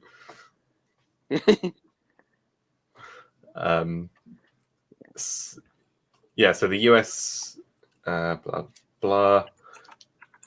They're basically making the argument here that actually privateering is basically okay by US law. Which, not that would stop the CIA. You have to remember, international law, it's like the Easter Bunny. It doesn't exist. Yeah. It's not real. You can't have a law without a sovereign body. No, you can't, because that's silly. That's just silly. It doesn't exist. And that's when you had when we had this year, when you had over the Brexit and the fishing waters and everything, and it's like, oh, Boris Johnson broke international law, and it's like, international law means didgeridoo. I mean, really does. It means nothing. It means didgeridoo. That's going to be a new word for nothing. Didgeridoo. I like this as well. China, and likely other maritime nations, nonetheless will argue that customary international law prohibits privateering. Is what you're saying. Oh, for fuck's sake, the eternal Sino. We follow law, Westerner. Don't worry. To this, the United States can respond by noting that historical U.S. rejection of the prohibition blocking a general customary prohibition from forming under the doctrine of specially affected states. Wait, so they're just telling them to go away, basically. Whatever China says, they're going to do the opposite. They're bastards like that. Yeah. So this article is basically going through all the times where the US has nearly banned privateering and hasn't. The Second Hague Convention in 1907, the US rejected the Hague Convention. The conversion of merchant ships into warships. Yeah. The United States has not renounced the law to resort to privateering. It's our weapon of last result. It's like, yeah, we're not doing that. Finally, China's largest shipping company, Costco, and most of China's merchant shipping companies are state-owned enterprises. The US and foreign publics would likely be more accepting of actions against them. That's true, actually. I hadn't thought of that because the Chinese shipping companies are going to be owned by the government, so they're probably reasonable targets in war, as opposed to the private ones in America. That's quite funny. It's all centralized, which makes it easier targets than say. You can justify targeting it then, I guess. Yeah. I hadn't thought of that angle actually. That's a good point. There is legally no significant difference between an SOE merchant ship and a privately owned merchant ship, as far as privateering would be concerned. All enemy merchant ships, state-owned or otherwise, may be captured or in some cases destroyed if located outside neutral territory. Further, for the process of determining whether a given vessel is a lawful object of attack, both privately owned merchant vessels and the state-owned enterprise vessels are fair game if they constitute a military objective. That basically just says, the army can, or the military can do what they want. Fuck off. They've got a lot of sources in this article as well. Yeah, that's unique for the Guardian. Is that the Guardian? Oh, no, sorry. This is the U.S. Naval Institute. The Institute of Piracy. Well, at this point, I want to look at this one as well. See also Unleash the Private. This is the guy recommending it. A colonel in the U.S. Marine Corps, or X, is recommending that they should issue letters of marque to fight the Chinese. I mean, we should. Don't get me wrong. Hong Kong once upon a time was a glorious pirate hole. I mean, Britain, England was known as a pirate nation by the rest of Europe for a long time. Let's keep that tradition alive. That was how the French and the Spanish just thought we were pirates for sort of in the, I guess, 1500s. I really hope that we go to our Philippine allies and Vietnam and we've got a pretty good working relationship with basically every Asian country other than China. And we just went to them and be like, don't go to the state. Go to send some CIA boys to the ports and just go to the private fishing vessels and be like, hey, buddy, you want to take this? It would be so easy. And you just say, look, here's some money. Just let it go. Just do that. Take your fishing boat, bolt some machine guns to it and some bit of armor. And six of you go out and wreck this Chinese merchant ship. Yeah. And for now, literally, we should just target Chinese fishing vessels at first, because those motherfuckers are just thieves. They go everywhere. They're like the French. Yeah, they're off the Patagonian coast. I think I was reading something about the Chinese fishing in Patagonia. Get the fuck out of here. I don't know why we don't do this. Go to Chile and Argentina and be like, yo, you want to do East Falkland? You want to redo Falklands against the Chinese, please? Yeah, P-Man's got the right idea. Let's get some rum boys and go. drink up me hearties. Yo, I mean, thank the Lord that those countries in East Asia are mostly non-Muslim. They do love their rum. Yeah. I was watching Dan Keeler's video on Blackbeard. The guy used to specifically target wine company ships, so he could just steal all that wine and drink it. Is that bankrupting the Spanish? The alcoholics' revenge. The Spanish and the French wine industries were just destroyed by Blackbeard stealing it all and drinking it. I think that's how he got caught and how he was killed in battles, because him and his crew just got drunk. The government, fucking Chad. the government and military in Myanmar might be open to that, even though they are kind of Chinese simps. Yeah. Fun fact though, the election in Myanmar, the company that ran the election, take a guess who owns that company? Is it Dominion? Oh, It is Dominion. in fact Smartmatics who owns Dominion. Brilliant. So that means the Burmese military has been exonerated then. And yes. You know, it's funny. I remember at school having a like a big talk or something about Burma at the time, and it was Aung San Suu Kyi, and like they were saying how great she was and how much of a humanitarian she was, and like she did so much for women's rights and all that stuff. And now I'm just like this was at school. This was like to the like assembled kids. Yep. I can't remember why. Like if Biden if Biden was a smart boy, he'd be like, "Hey, Myanmar military, you know, I know, like, you know, we don't get around with the election machines, and you know, just shh, don't talk about it. You know, here's some like money. Just go like gun down some Chinese officers, and we won't talk about the voting machines." Yeah. I'm sure the CIA would. That's exactly the sort of thing they do. Yeah. Let's have a look at this article because this seems pretty fucking based. So, naval for a discussion of the so that's the one we just saw was the article saying it's literally legal. We could do it. This is building off that. So naval strategists are struggling to find ways to counter a rising Chinese navy. The easiest and most comfortable course is to outcome more ships and aircraft, but with a defense budget that may have reached its peak, there may not be a viable strategy. I can't comment on that. I don't know. We spend too much money on navy ships, and I know the reason why, but anyway. But just building them as jobs, I guess. I mean, that's what we're doing in Scotland. It's just no. The U.S. military is strongly. It works with companies that have very strong unions, and you know, contracts that are like way too fucking inflated, like $1 billion to develop like some shit software that presses a button. Mm-hmm. It's ridiculous. Yeah, yeah. There's these assemblies are weird because my mum was talking about where she worked. The headmaster like did this for Brexit. Like he just called everyone together and like started crying over Brexit. At school, we watched the inauguration of Obama. Really? Yeah. In the evening, assembly, we watched the inauguration of Obama, and I will admit, back then, I thought he was pretty cool. Yeah, I remember. Character. I remember because I must have been about 12 when Obama came in, and I remember thinking, like, when I saw his campaign, because it was on BBC or whatever, as I walked past, like, I remember him going on and on and on and on about wanting to be anti-war and like pull troops out of the Middle East.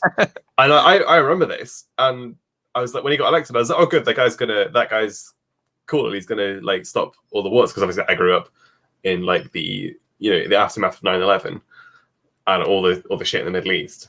I remember Saddam Hussein getting toppled as well, and then 8 years later when he got voted out, like they were still there, and everyone was like hushing about the fact that he was really aggressive. And I'm like, I remember his campaign and him being super anti-war. It's so strange. Well, as you know, politicians only tell the truth. Well, it's like the only thing I knew about the guy at the time was that he was anti-war. When I was like 12. Oh Lord. To be fair, Obama's election was historical. It just ended up being more of the same neocon bullshit. Yeah, I do want to say that what I love about the election is Biden got more of the black vote than Obama in 2008. Yeah, very, very, very realistic. I'm sure. I love the idea that Obama was holding Biden back. Yeah. What was it? I forgot. Never mind. He's defining privateering here. So privateering, authorized by letters of marque, could offer a low-cost tool to enhance deterrence in peacetime and gain advantage in warfare. I love the cost-benefit analysis. It would attack an asymmetric vulnerability of China, which has a much larger merchant fleet than the United States. Indeed, an attack on Chinese global trade would undermine China's entire economy and threaten the regime's stability. Finally, despite pervasive myths to the contrary, U.S. privateering is not prohibited by the U.S. or international law. I Just have a theory with China, like their backup option for that, and that goes to it was a stream that Radlib and Mad Mercenary, who are on my channel, which was about the New Silk Road, which is basically a train line from China through the central, the former Soviet Republic, Central Asia, all the way to like Turkey. Italy, I guess. Yeah, and to Italy. It originally was meant to go to Britain, but then the UK government. Then Actually, Boris I think I said heard no. about that. Yeah, there was something Yeah, about Boris, being able to get a train to Beijing from London.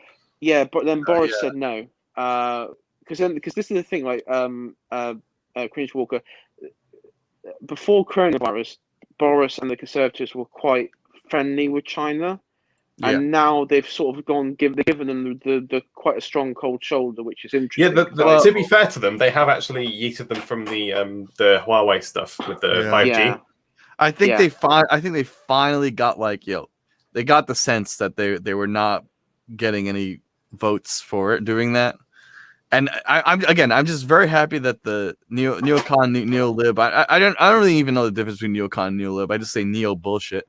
Like they're finally realizing the delusion that you cannot make someone democratic by working with them. Like they don't care about your system of government. They think they're better. And it's taken them 70 years to come to that conclusion. Yeah, well, I mean, what do you want? 70 years is usually how long a policy lasts when it becomes popular. That's straight up a biblical number. It is what it is, man.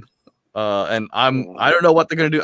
Although I do think I know what they're gonna do in replacement for it. If you read a little bit of Obama's, I mentioned it, and I wrote a blog post on Substack about Obama's ambassador to Russia, who wrote a 7-step, actually related to here too, for piracy and shit like that. But let me read out this. Actually, Josh, you can go to Color Revolution's Wikipedia page. I don't know if you want to finish reading that or not yet first, but I'll put it in the tab. I mean, I'm not going to go longer than another sort of 25 minutes or so because I've got shit to do this evening. So, yeah. What are we doing? Okay, yeah. So this is him talking about what it is. So privateering is not piracy. There are rules and commissions called letters of marque the government issues to civilians, allowing them to capture or destroy enemy ships. Based. The U.S. Constitution explicitly grants Congress the power to issue them. It's constitutional. Unbelievably based. But this is the best thing about it. It was that you have to remember that much of the American Constitution and the legal system was just copy and paste from the British legal system. So yeah, that's why piracy. I mean, we have like another 400 years of piracy under our belts. Well, this is why America could. This is why I don't like the idea of when people say America, it's a European nation. No, it's not a European nation. English. It's an English-speaking nation. If you look at, there's that famous painting of, let's see if I can find it, signing of the Declaration of Independence. There's a painting of these guys signing it. I think it's this one, and it's like I don't see any French or German flags behind them. I don't see an Italian flag. It's Britain, England. Yeah, exactly. I mean, did the French colony of Louisiana have privateers? Did they have an assembly where they could meet and gather and pass local legislation? No. They've got the French flags here. Yes, as you know, the USA was a French colony. Yeah. Yeah. Well, the shit swampy parts of it was, yeah.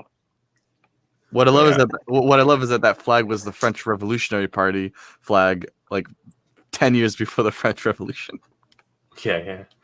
I do like how the Americans went over to France to sort of advise on the French Revolution. From Subversion. And the best bit was when the French ended up fucking it up, they just left and just go, "Oh, you've done it wrong now." It's like purity spiral. I'm pretty convinced the Americans knew the French monarchy didn't have long to last, and so they were just gonna like ride the tiger a bit on the way down to get some support. Yeah. The trouble is, the reason I'm certain that the reason why the French it collapsed was because of the close connection France had to the American Republic, and the amount of troops that were coming back with the ideas of liberty and everything, and it was just.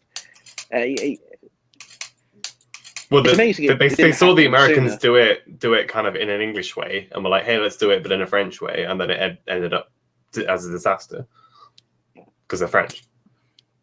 Yeah, I mean, we nearly had a revolution in, I think it was like 1820s, because Victoria was forced to leave London and went to the Isle of Wight during like a series. Yeah, she had of, Osborne House on the Isle of Wight. Yeah, that's right. Yeah, and that's the closest time we nearly came to like revolutionary point. But because we had like we had limited democracy, you had to be a man, Protestant landowner to vote and pay for your vote. Yeah. Imagine that today. That'd be Party great. landslide forever. But they might actually have to do something. Like, they might have an incentive to, because they've only got people who have a stake in the land they live on. So it's like they can't do any bullshit.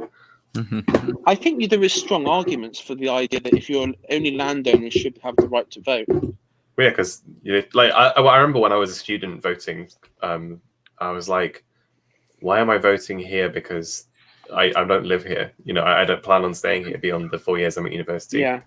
Like, why should I get a say in how this place is run? That's why, because like here in the West Country, we got Bath, which is a heavy city, and it votes Lib Dem, like Liberal Democrats in ridiculous numbers. But then, like the outlying areas where you have no students, where it's just like normal people, it is solidly blue, and it's like, and then if the students weren't there, it would be a blue. It's funny. It's funny if you look at the election maps from the last time where the Tories just demolished them. You can see that all the sort of red blobs. You look at them; they're all university towns. Yeah, like everything, and like wherever there's a red blob is a university town. It's just so annoying. What was it for again? Sorry. What the red blobs are what again? Sorry. Labor. Sorry. Oh yeah, of course. So Labour's red for obvious reasons. Yeah. Conservatives blue. Lib Dems yellow. And I mean, I just want, as we're on the theme of election irregularities, there are several seats of student towns, like especially Canterbury, where it's very, very questionable. Yeah. JD's just said that. Yeah. Yeah. I don't like if there's one demographic you need to ban the vote from, it's students. Yeah. I mean, I remember in an article in 2017 there was like the students' union was actually encouraging students to vote twice. That was local. That was local elections, I think. Are they getting They get in trouble? I hope so. Oh my god. I doubt it though. Anyway, piracy. Yeah, what am I saying? And I was gonna say my mother was a poll clerk, and she had a couple of people in her poll station that were trying to double the vote as well. That's like up in Bath area, so. It happens. Students. It happens, unfortunately. Students just shouldn't get an opinion on anything. The state of student unions just is evidence of that more than enough. Anyway, talking about so prize law is set out in the U.S. Code. In the United States, prize claims are adjudicated by U.S. district courts. So there's obviously is written into U.S. law how to deal with this stuff. So the privateer is the crew of the privateering ship or the ship itself. Right, okay. So Congress can set policy to specify the targets as well. I like that privateering regime. So that means new targets will be My Pillow Man's shipping lanes. Yeah. Congress could also indemnify privateers from certain liberties and curb the potential for abuse or violations of international law through surety bonds and regulations. Don't know about that. Don't know what that even is. Sounds a bit outdated. Sure. Sounds a bit outdated. That. Regulations on. I mean, I guess there's plenty of regulations on what the military can do. Letters of marque could be issued quickly with privateers on the hunt within weeks of the start of a conflict. By contrast, it would take 4 years to build a single new combatant for the Navy. During the Revolutionary During the Revolutionary War and the War of 1812, privateers vastly outnumbered Navy ships, with one US official calling privateers our cheapest and best Navy. Although many were lost, thousands sailed and disrupted British trade. British officials complained they could not guarantee the safety of civilian trade. Boo. Privateering constitutes a once universally accepted but now thoroughly unconventional way of harnessing the private sector in war. Based. Reform the Pirate Republic in Tortuga. That's not Nassau, is it? That's not the Bahamas, is it? I don't know where Tortuga is. A rising Chinese Navy.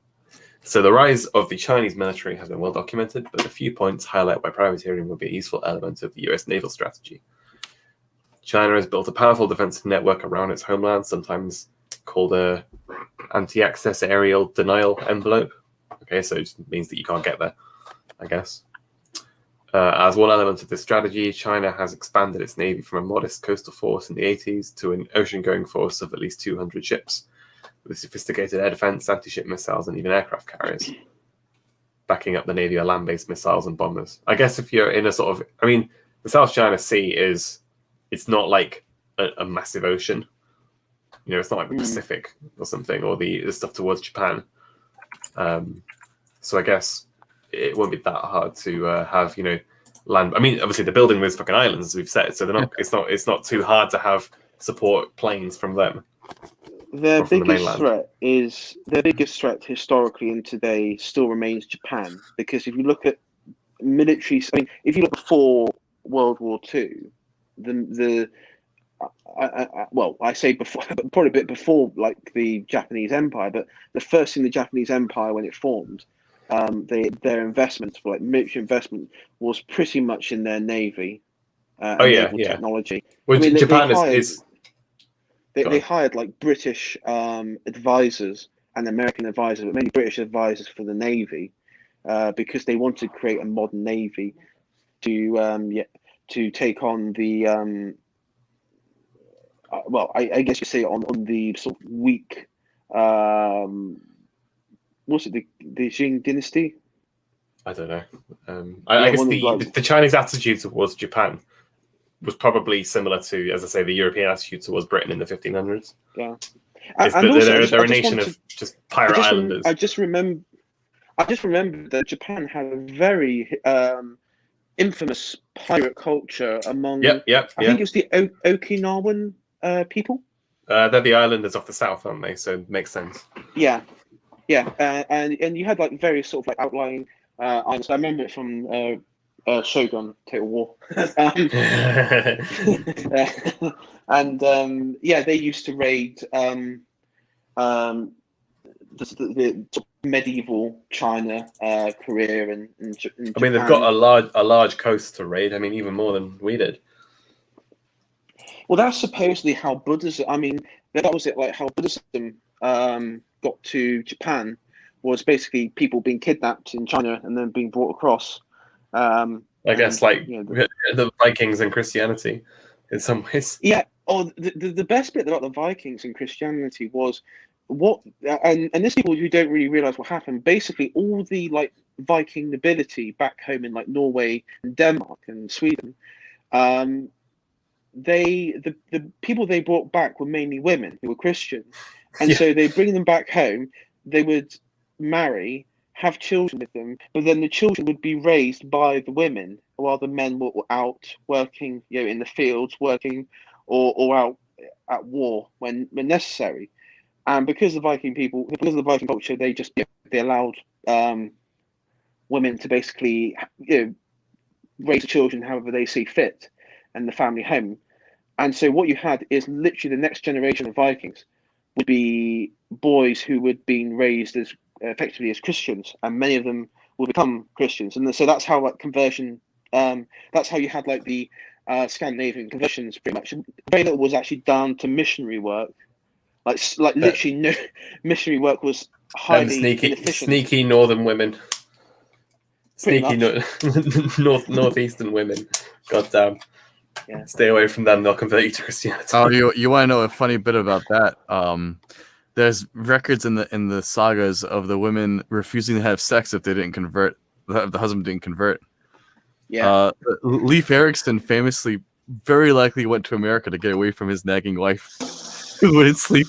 So northeastern women haven't changed. I mean, they stole all the good-looking ones 1,000 years, and it's never recovered. Yeah, your I poor think the best bit jawline. was like Sweden. Like there was, you had this situation where basically the country was split between the Christian and pagan, and then it sort of just resulted in like a big. I think it was like the king just went boogaloo on the other half.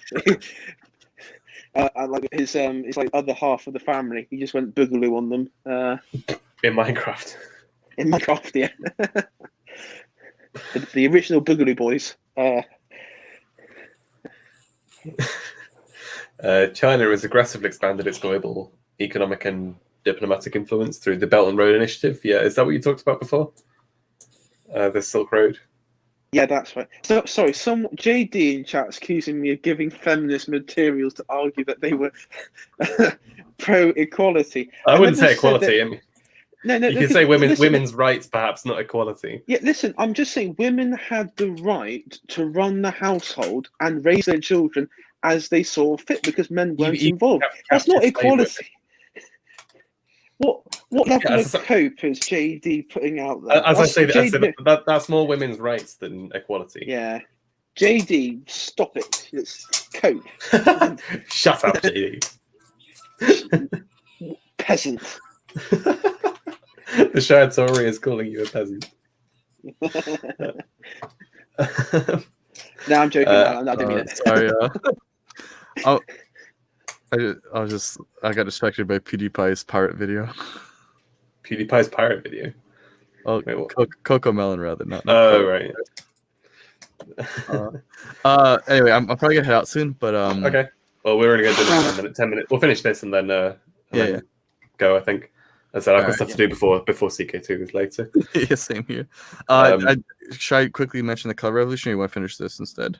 What is this color revolution? It's kind of like if you scroll onto the list of structures. This is written in like 2012. So if you scroll on to patterns of revolution. Patterns revolution. Saffron revolution.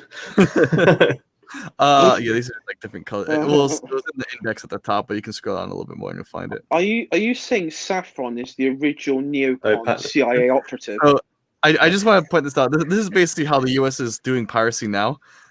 Instead of stealing boats, we steal votes.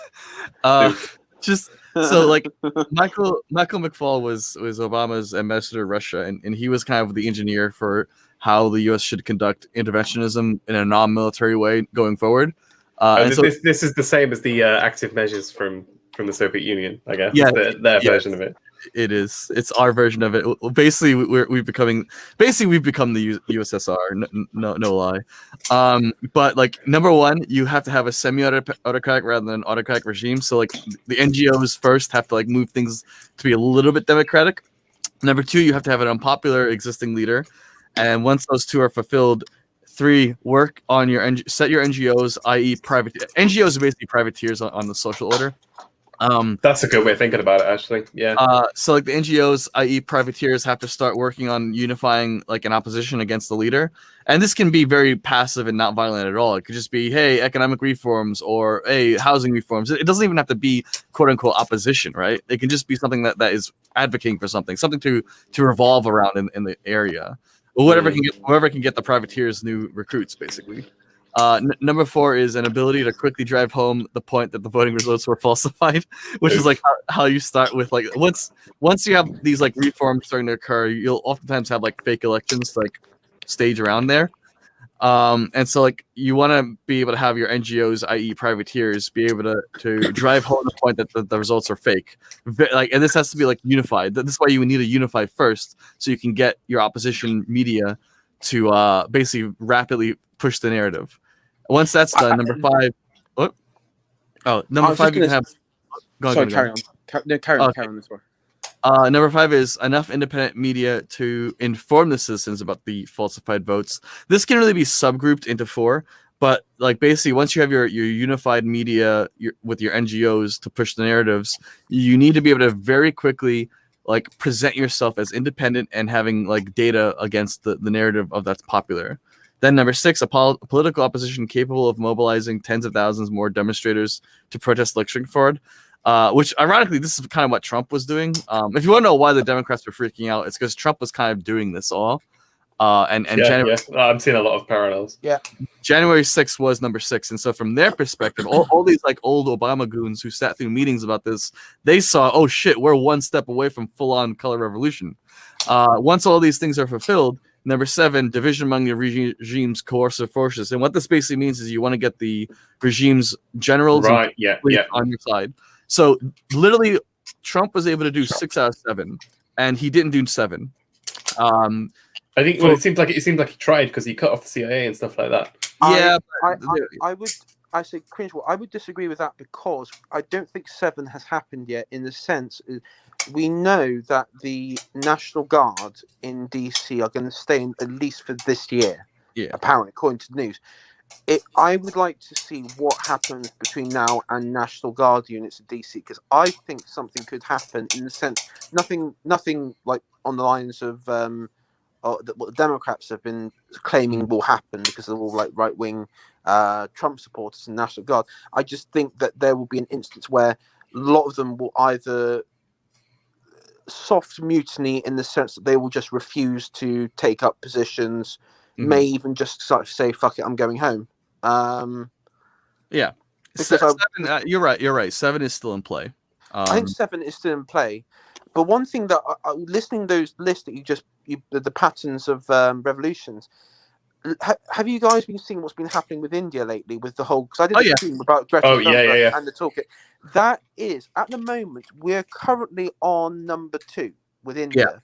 But the best bit is India knows it. The Indian government is obviously well aware of it because they basically started arresting people on number 2 because, and I mean I know people call it the cathedral. I've renamed it basically the Eye of Sauron, as in the eye is pointed towards India and the usual parasites in the Slacktivist universe are sort of going after India.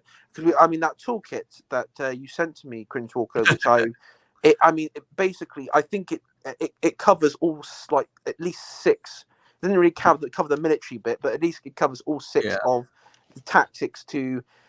From what I can see, and this is what I can see, Greta Thunberg and what her the Eye of Sauron, as I call them, they're trying to instigate sectarian religious violence in India through the guise of the farmers' protests. And the idea is to weaken India as a state, which would only benefit one nation. And guess which nation that would be? India. I think when you say number 2 is what they're doing, it's what they're trying to do. Like Modi has like a 70% popularity rank, so he's pretty among Hindus. He's pretty fucking popular. Yeah, so like they can't break number 2 right now. No, but the trouble is the popularity is a myth because go back to American Revolution. Like how many people in America during the American Revolution supported the Patriots? It wasn't like a third of the population. Yeah, it was a third of the population. That's what I mean. But it creates the illusion of support. So I mean, in theory, it's just say 30%, because 30% who are urban Hindus who do not like him, Muslims, Sikhs, people that can be the Eye of Sauron. The Sikhs actually, on a slight tangent, have been. So I was talking to a close Indian friend yesterday about this, and he's Hindu, and I was saying this is weird kind of idea in England that the Sikhs are great, we've never met a bad Sikh. But then if you look at what they're doing in the Punjab, it's like they're being a bit no, other way around. They're being a bit identity politicsy and socialisty. Yeah, I mean, and so that's what I mean. I think 30% of India, if the Eye of Sauron and the if they can all use this toolkit and behave and carry out the patterns of revolution, I think they could create the illusion in the country that there is the country is sort of fracturing and destabilizing. Yeah, that makes sense. And that's the thing, because yes, the majority of the population, especially the rural population in India, will be looking at it and going, "What the hell?" But that's like, I mean, you could say like last year with the Black Lives Matter riots across the country. From our perspective, it looked like America was pretty much on the verge of all-out anarchy. But in reality, it was only like Democrat cities. I mean, outside Democrat cities there wasn't really much in the way of Black Lives Matter violence. Yeah. And when they did try and do it outside the cities, they were sort of met with patriots who would sort of give them a very public a 1-2.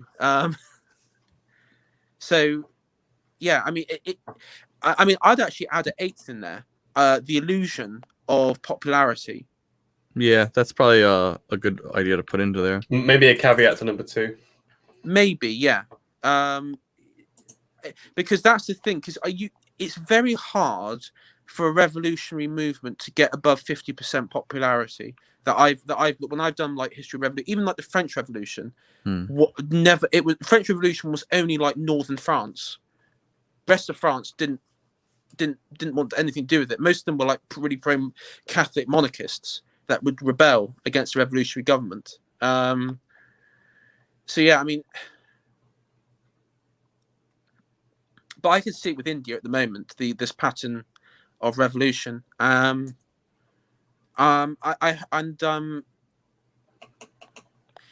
Greta Thunberg might end up in Indian prison. Well, if she goes to India. Yeah. Maybe India could like pull a Mossad move and just kidnap her in like Sweden or wherever and take her back to India. I mean, just some guys with turbans and sick mustaches just come out of the don't be surprised to find India being a bit more based in recent soon memory, basically. Yeah. Yeah, I just want to finish. I mean, they're definitely good. Like the idea of treating NGOs like ideological privateers. Yes, is a great one. I really want to get that up before I head out. No, definitely. Enjoy the rest of the show. I'm gonna head out here, but yeah. All right. See you later, man. Cheers for stopping by. See you at CK2. Yes. If we just finish this off, then I'll call it as well. Finish this off. Yeah. What was I saying? China's merchant fleet is large. True. Facts. Is it biggest in the world? Is it the merchant navy? Unfortunately, so. Yeah. Long distance fishing fleet. Yeah, as we were saying, they're getting as far as like, is it Chile? Yeah, they're getting Patagonia, Chile, Atlantic. I mean, they're all over. I think probably even the Arctic as well. I'm sure. The United States has an order of magnitude fewer ships in its but that's because isn't that because the Chinese ones are state owned? Well, yeah, it's all state owned, and also like look what they're trading. They're trading steel, coal. I mean, this is the crazy thing. Like Biden, he ended the coal industry and the sort of energy bits in like Arizona, and all the places that voted for him this time round. He's ended it, but he's still going to be trading coal and such with America. With China. Yeah, and they're still relying and they're still relying heavily because of that. I believe reliance on Chinese energy has gone up because of his green initiative. You know, so for sure. So as I said, the slimy neocons are back, guys. They're back and they're taking jobs away from your home nation and exporting it to shitty third world communist countries. Yeah. It's the same meaning, but I don't know what the Jones Act is. Mandates ships conveying. So ships conveying cargo between U.S. ports must be U.S. flagged. So I guess that must be flying the flag of the United States. We have similar things like that as well. Has to be. This asymmetric vulnerability gives the United States a major strategic advantage. The threat that privateering poses to Chinese economy and the party could provide the US with a major wartime advantage. Okay, so they're saying that because the Chinese has way more ships, they've got way more targets. Yeah, and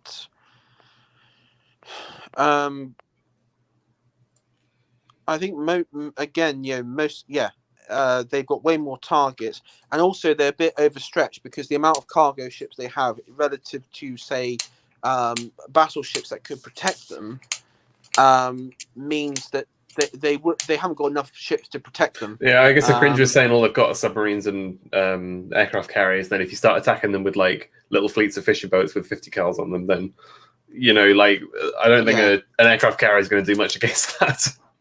No. It's not like you can call in an airstrike on a group of fishing boats. Yeah. The ordinary course of action would be to have the US Navy warship drive China's merchant fleet from the seas. Yahar. However, the US Navy would have its hands full taking on the People's Liberation Army Navy. That's a bit strange. The Army Navy. The US fleet is down to about 295 ships. Okay, so they need more ships, basically. And they need to do, like Boris, he's like invested ridiculous amounts into the Navy. Not really doing much with the army, which is not surprising. I know a lot of people are getting a bit pissed off with him about not that, but it's like, but we never really invested much in the army in peacetime anyway. So, well, yeah, why would we? Well, yeah, it's the Navy. Like Navy and F. What we're going to do with the fucking new British Army? I mean, maybe the Royal Marines might be good to invest in because obviously they're Marines operating off ships and stuff. I mean, I think we should be doing Space Force at this stage as well. Well, of course, we'd love that. The Royal Space Marines. Well, on like a more like practical reason, it's it's the Chinese militarization of space. Because they've got a really ridiculous advantage in space at the moment, and because Biden's going to overturn a lot of the Space Force operations, let's say, that China's going to have that dominance in space. Which is, we're one of the only other Western nations who I think have the potential to. I mean, there's ESA, but it's strictly non-military, Like it. They have all sorts of charters saying ESA can't build stuff for the military. It's not affiliated with the EU technically either, although they get a lot of EU funding. Yeah, I mean, I would go. I mean, when it comes to British Space Force, it cannot have anything to do with the EU because as soon as it gets involved with the EU, what I'm saying is that ESA, like the European Space Agency, doesn't have anything to do with the EU technically. It's a bit like the Court of Human Rights. There's like a British one, which is like the British space thing. Is it called Skylon? Skylon, yeah, Skylon, the plane, yeah. The space plane, yeah. That's a bit shit though. Like, in all sort of due reality, it's designed to be a cargo drone between the UK and the International Space Station, basically, and it's being developed super slowly. Like it's so slow. I don't think they've even built one engine for it yet. I mean, it could be cool, but I mean, reusable rockets are just so much better for the moment. Like, so are you saying we just have to either kidnap or hire Elon Musk in Minecraft? Just hire him as a privateer. Listen, Musk, South Africa used to be a colony, so you know what that means. Get your arse out of Texas and come to Salisbury Plain now. We'll pay you a lot of money to just go and get rid of all of China's satellites. Yeah.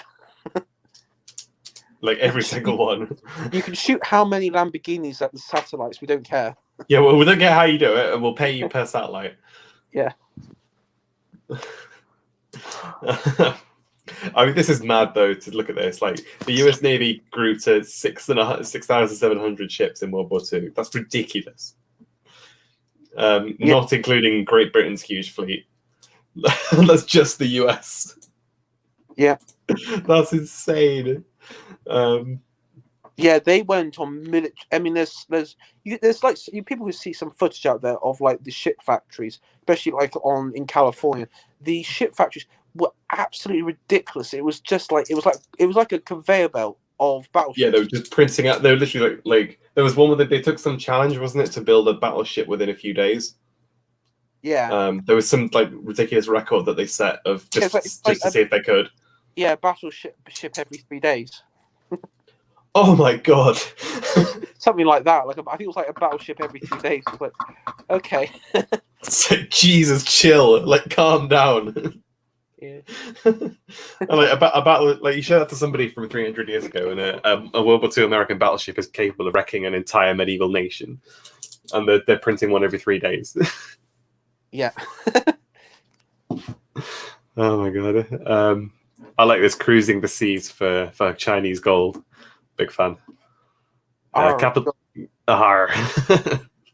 Capitalizing on Chinese vulnerabilities requires a large number of ships, and the private sector could provide them. Based. The ocean is large, and there are thousands of ports to hide in or dash between, while the Navy could not afford to have a multi-billion-dollar destroyer sitting outside Rio for weeks. A privateer could patiently wait nearby as US diplomats put pressure on Brazil. True, yeah. Yeah. This is like, I love how this is the US Naval Institute, and they're just talking about these like kind of sus maneuvers that they could just do openly. Yeah.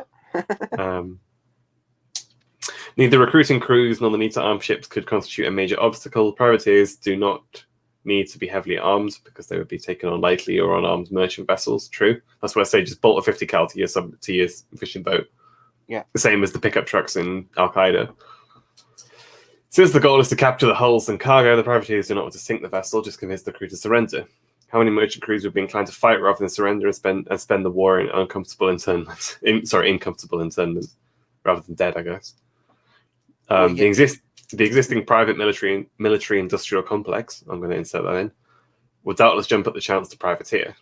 Dozens of companies currently provide security services, from the equivalent of mall guards to armed anti-piracy contingents on ships. I mean, the amount of what they call private military PMCs in the US alone. I've just name on there, which is which I know the left absolutely hate. Well, it's a privateer military mercenary group. PMC, yeah, you could probably see it. Blackwater. Yeah, Blackwater. Yeah, they're similar to what's he called? Simon Mann's. What they called something. What's the name of his one? Executive operation or something like that. Yeah. It's a soldier of fortune outfit. A large pool of potential recruits have shown willingness to work for private contractors. At the height of the Iraq War, for example, the US employed 20,000 armed contractors in security jobs. Yeah, I mean, it's basically mercenaries, but they're kind of more free, I guess. They're not like part of the army. They are, you go and do whatever you want to disrupt this and we'll pay you. I remember it with the Iraq War. What made them so controversial was that they would, and there was like leak footage of this, and it's probably still on the internet. And I remember when it came out because it was, it caused, this is the power of like CNN and like the American mainstream media. They report on the story that the Blackwater would drive around in their Humvees and deliberately run over Iraqi civilians. Oh no! And basically, like treat like they're playing sort of like pinballs. Oh no!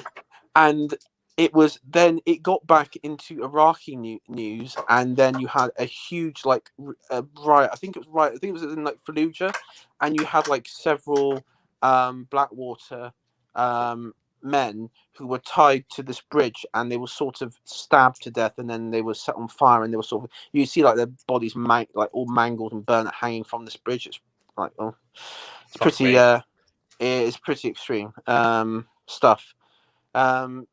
But you know that they were accused of committing war crimes and all sorts. I mean, they probably had the same attitude as the Francis Drake. They're just having a jolly on some far off land, nicking shit and killing locals. Like, it's not very much different. Yeah. Yeah. They're just me and the boys on our way to commit war crimes. I just thought I tell you what, this would be a real base thing. Imagine if like some retired general created Rogers Rangers again, but like jetpack. Oh my god, Rangers. Yeah, like what's he called? Mandalorians. There's that British guy with the jetpack that I've covered before. But like Mandalorian armor, but they're just like Rogers Rangers yeah, for rapid response. Yeah. Jesus, I mean, I disavow running over random Iraqi civilians. Yeah. That's pretty fucked. Like in the footage, he just shouts out when he runs over this like poor woman, he just shouts out the window at her, "Get out the way!" Jesus. It's like, Jesus Christ, man. Right, I mean, so these guys built an armed patrol craft to defend shipping. That's pretty cool, even if they did run over civilians. At the height of Somali piracy, there was some 2,700 armed contractors on ships with 40 private armed patrol boats operating. 40 of them. Oh my god, that's insane. That's quite a lot, isn't it? Yeah, I mean, these are all contractors again. They're not Navy or whatever. Just as the prospect of prize money induced thousands of seamen giggity to sign on with privateers from the Revolution and the War of It. We've already gone over these, yeah. Such as the prospect of earning millions of dollars from a single capture would attract the need for personnel in future conflict. As I say, you got to watch out for the end of the Queen Anne's War situation. That's like the big disadvantage, is that once the war's over, you're like, okay, what do we do with all these guys who are now out of work? Because they're just going to like hang out, like all the ones off the coast of Somalia and the Straits of Hormuz are all just going to hang around with like their CIA-funded privateers ships. Yeah, like right next to the fucking Gulf of Arabia and the Suez Canal. Yeah, exactly. Like what are they going to do? That's a genuine problem. And yeah, I mean, you could see cynically, you could say, oh well, the US have obviously got to go and send the Navy to have a war with them. That will produce lots of jobs in the US. Yeah, I mean, unless like Biden orders 66 them like all at once. Yeah, but you can imagine them, because they did the same with Al Qaeda. Yeah, as in they'd outdone their usefulness, so that okay, we can just have a war with them. I think we're nearly there actually. Oh yeah, he's done a whole podcast on it. I might. Okay, I'll recommend. I haven't listened to it, but if people are interested, then I guess go and listen to that. Yeah. The notion of privateering makes naval strategists uncomfortable because it is an approach to war that does not conform to the way the US Navy has fought since 1815. There's no modern experience of their use, and there are legitimate concerns about legal foundations and international opinion. The strategists cannot argue for out-of-the-box thinking to face the rising challenge China, and then revert to conventional solutions because out-of-the-box thinking makes them uncomfortable. He's trying to be a realist, sort of Machiavellian here. Yeah. Someone has to. Well, I suppose. As the strategic situation is new, so must our thinking be new. In wartime, or old. Not new, but old. In wartime, privateers could swarm the oceans and destroy the maritime industry on which China's economy and the stability of its regime depended. The mere threat of such a campaign might strengthen deterrence and therefore prevent a war from happening at all. In strategy elsewhere, everything old shall be new again.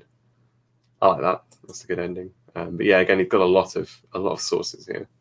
Oh, cool. Oh, hey, nice. Yeah, I mean,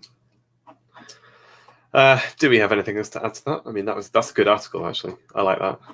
And probably watch the podcast as well. Yes, it's a SoundCloud podcast, I guess. I can drop the link to this in chat as well if you're interested. But yeah, I think we're going to end it there because I have to go have some dinner and stuff before CK2 later. Yeah. Do you have anything else to add? Are you going to order something? I'm going to order Papa John's. That's what I've been quiet. Nice. Very nice. Anything to add? I don't know. I mean, I think when it comes, if there was like a hypothetical war tomorrow, I think a lot of it will be air-based with China, that is, and space. I don't think much of it would be conducted on the seas or land. I think it would be, and that's when I know that I like to share like UFO stuff and everything, like these funny like triangles flying through the sky. I'm 99% certain those triangles are like top secret US, like top secret military aircraft where like only like a few people in like the deep state military complex knows about. And like maybe skunk works, that sort of stuff. So I think a lot of it would be I think a lot of it be air power, to be honest, and that draws to the thing about having privateer. Isn't that like you could get like zeppelins and stuff rather than planes? Yeah, I guess you could. It depends. The question is, have we created like an anti-gravity vehicle? That's the question. Like, is Bob Lazar correct in that theory? Is he right? Yeah. Well, I'm just imagine how air privateering would work. Like, you'd obviously need your own aircraft carrier. I would have thought. Yeah. Well, yeah, because you either, I mean, from a state-wise, you would land. It would be controlled by a nation, so you would have to be either by your own island somewhere, so like maybe like in the Pacific, off the coast of Africa, or you would have an aircraft carrier, like you said, or just just take over a Somalian port because there's no government. Yeah, or like West Sahara, because that's not recognized by the UN. So you just go in there and just say, "This is my land now." Yeah. Do you like a proper Bond villain? Yeah, like a volcano lair. Yeah, like a Scorpio. This is what Elon Musk should do. He should go full Scorpio and create private, like military, Air Force, Navy, everything. I mean, the man's basically a Bond villain as it is. Yeah. Yeah. Oh, and also one final thing: invest in Dogecoin, everyone. So it's market manipulation. You can't say that. In Minecraft. That's my defense. There's actually there's a Dogecoin Minecraft server, so you can invest it in your time. There's a stock exchange in it, is there? Yeah. It's all in Minecraft. I'm sure I know people do have their own economies in Minecraft with diamonds as currency. Actually, this is the funny thing in Minecraft. Like, there's one Minecraft server that I remember. This was like years ago. The in-game currency was redstone, because on that world it was so rare, and the trouble was diamonds and gold and such, and silver was diamonds and gold and was it bronze and iron was so common that the only thing that was rare I remember in like this town that was like a multiplayer one was redstone. There's one that I follow called Hermitcraft on YouTube. There's a load of them, and they basically made their own ANCAP community just by accident. But there's no, obviously, because it's a Minecraft server, there's no law. But they all they have a super efficient economy just based on diamonds. And it's like whenever one of them does a massive spree of mining, they just make a bit of inflation. Yeah, because then you end up with like the tulip crash, you know. Yeah, but one of the guys is trying to make a cryptocurrency where he's got a sort of randomly fluctuating value whenever you buy any. Yeah. Oh, there's another server which is it's called I think it's called like the library, and it's basically like I've seen that. Yeah. Giant library, and it's basically filled with forbidden books, like IRL forbidden books, where you can like go in and you can just like read all these books that have been banned in certain countries. It's mainly China, because I went on there once, and it was basically like it was Minecraft, but it was like full of like Chinese cat people walking about, skins and everything. Interesting, yeah. Yeah, so that's a fun one to go to. But yeah, everyone should play Minecraft. Everyone should play Minecraft. Okay, well, on that note, thank you for coming. Got a lot of retracted messages from JD. I can see that, but okay. Cheers for coming. Thank you for Cringe if he watches this back. And I haven't got a plan for next week, but I'll think of something during the week I was thinking of doing a stream next week to talk about, because I need to get this off my chest, but Star Wars. Just like I might bring Zen, maybe get Harrion, maybe Cringewalker. I'm not arguing with Star Wars. I'm not arguing with Harrion about Star Wars. I know. I know that you sort of avoid the topic because I think it's a bit just. I have strong opinions and I know a lot about Star Wars, but I can't be bothered. if Yeah. I'm totally honest. I mean, I've just before we go, I was just gonna say, I just want to say, like, on that stream next week, basically we have to accept it's over, and it's just at this point damage control, because I'm on a Discord server, like just non-political Star Wars, and it's like last couple of days it's been like full on like tearing each other chunks out, like just saying the new sequel people are basically scumbags and we just need to get rid of them, like fuck them, SJW pieces of shit, that sort of stuff. And it's like these are non-political people. It's like, so That's amazing. All right, well, yeah, if you do that, then I guess advertise it. Everyone check out AI's channel. Everyone check. I think Cringe has been making videos. Actually, check him out too. But yeah, thanks for coming and take care, everyone. See you later. Bye.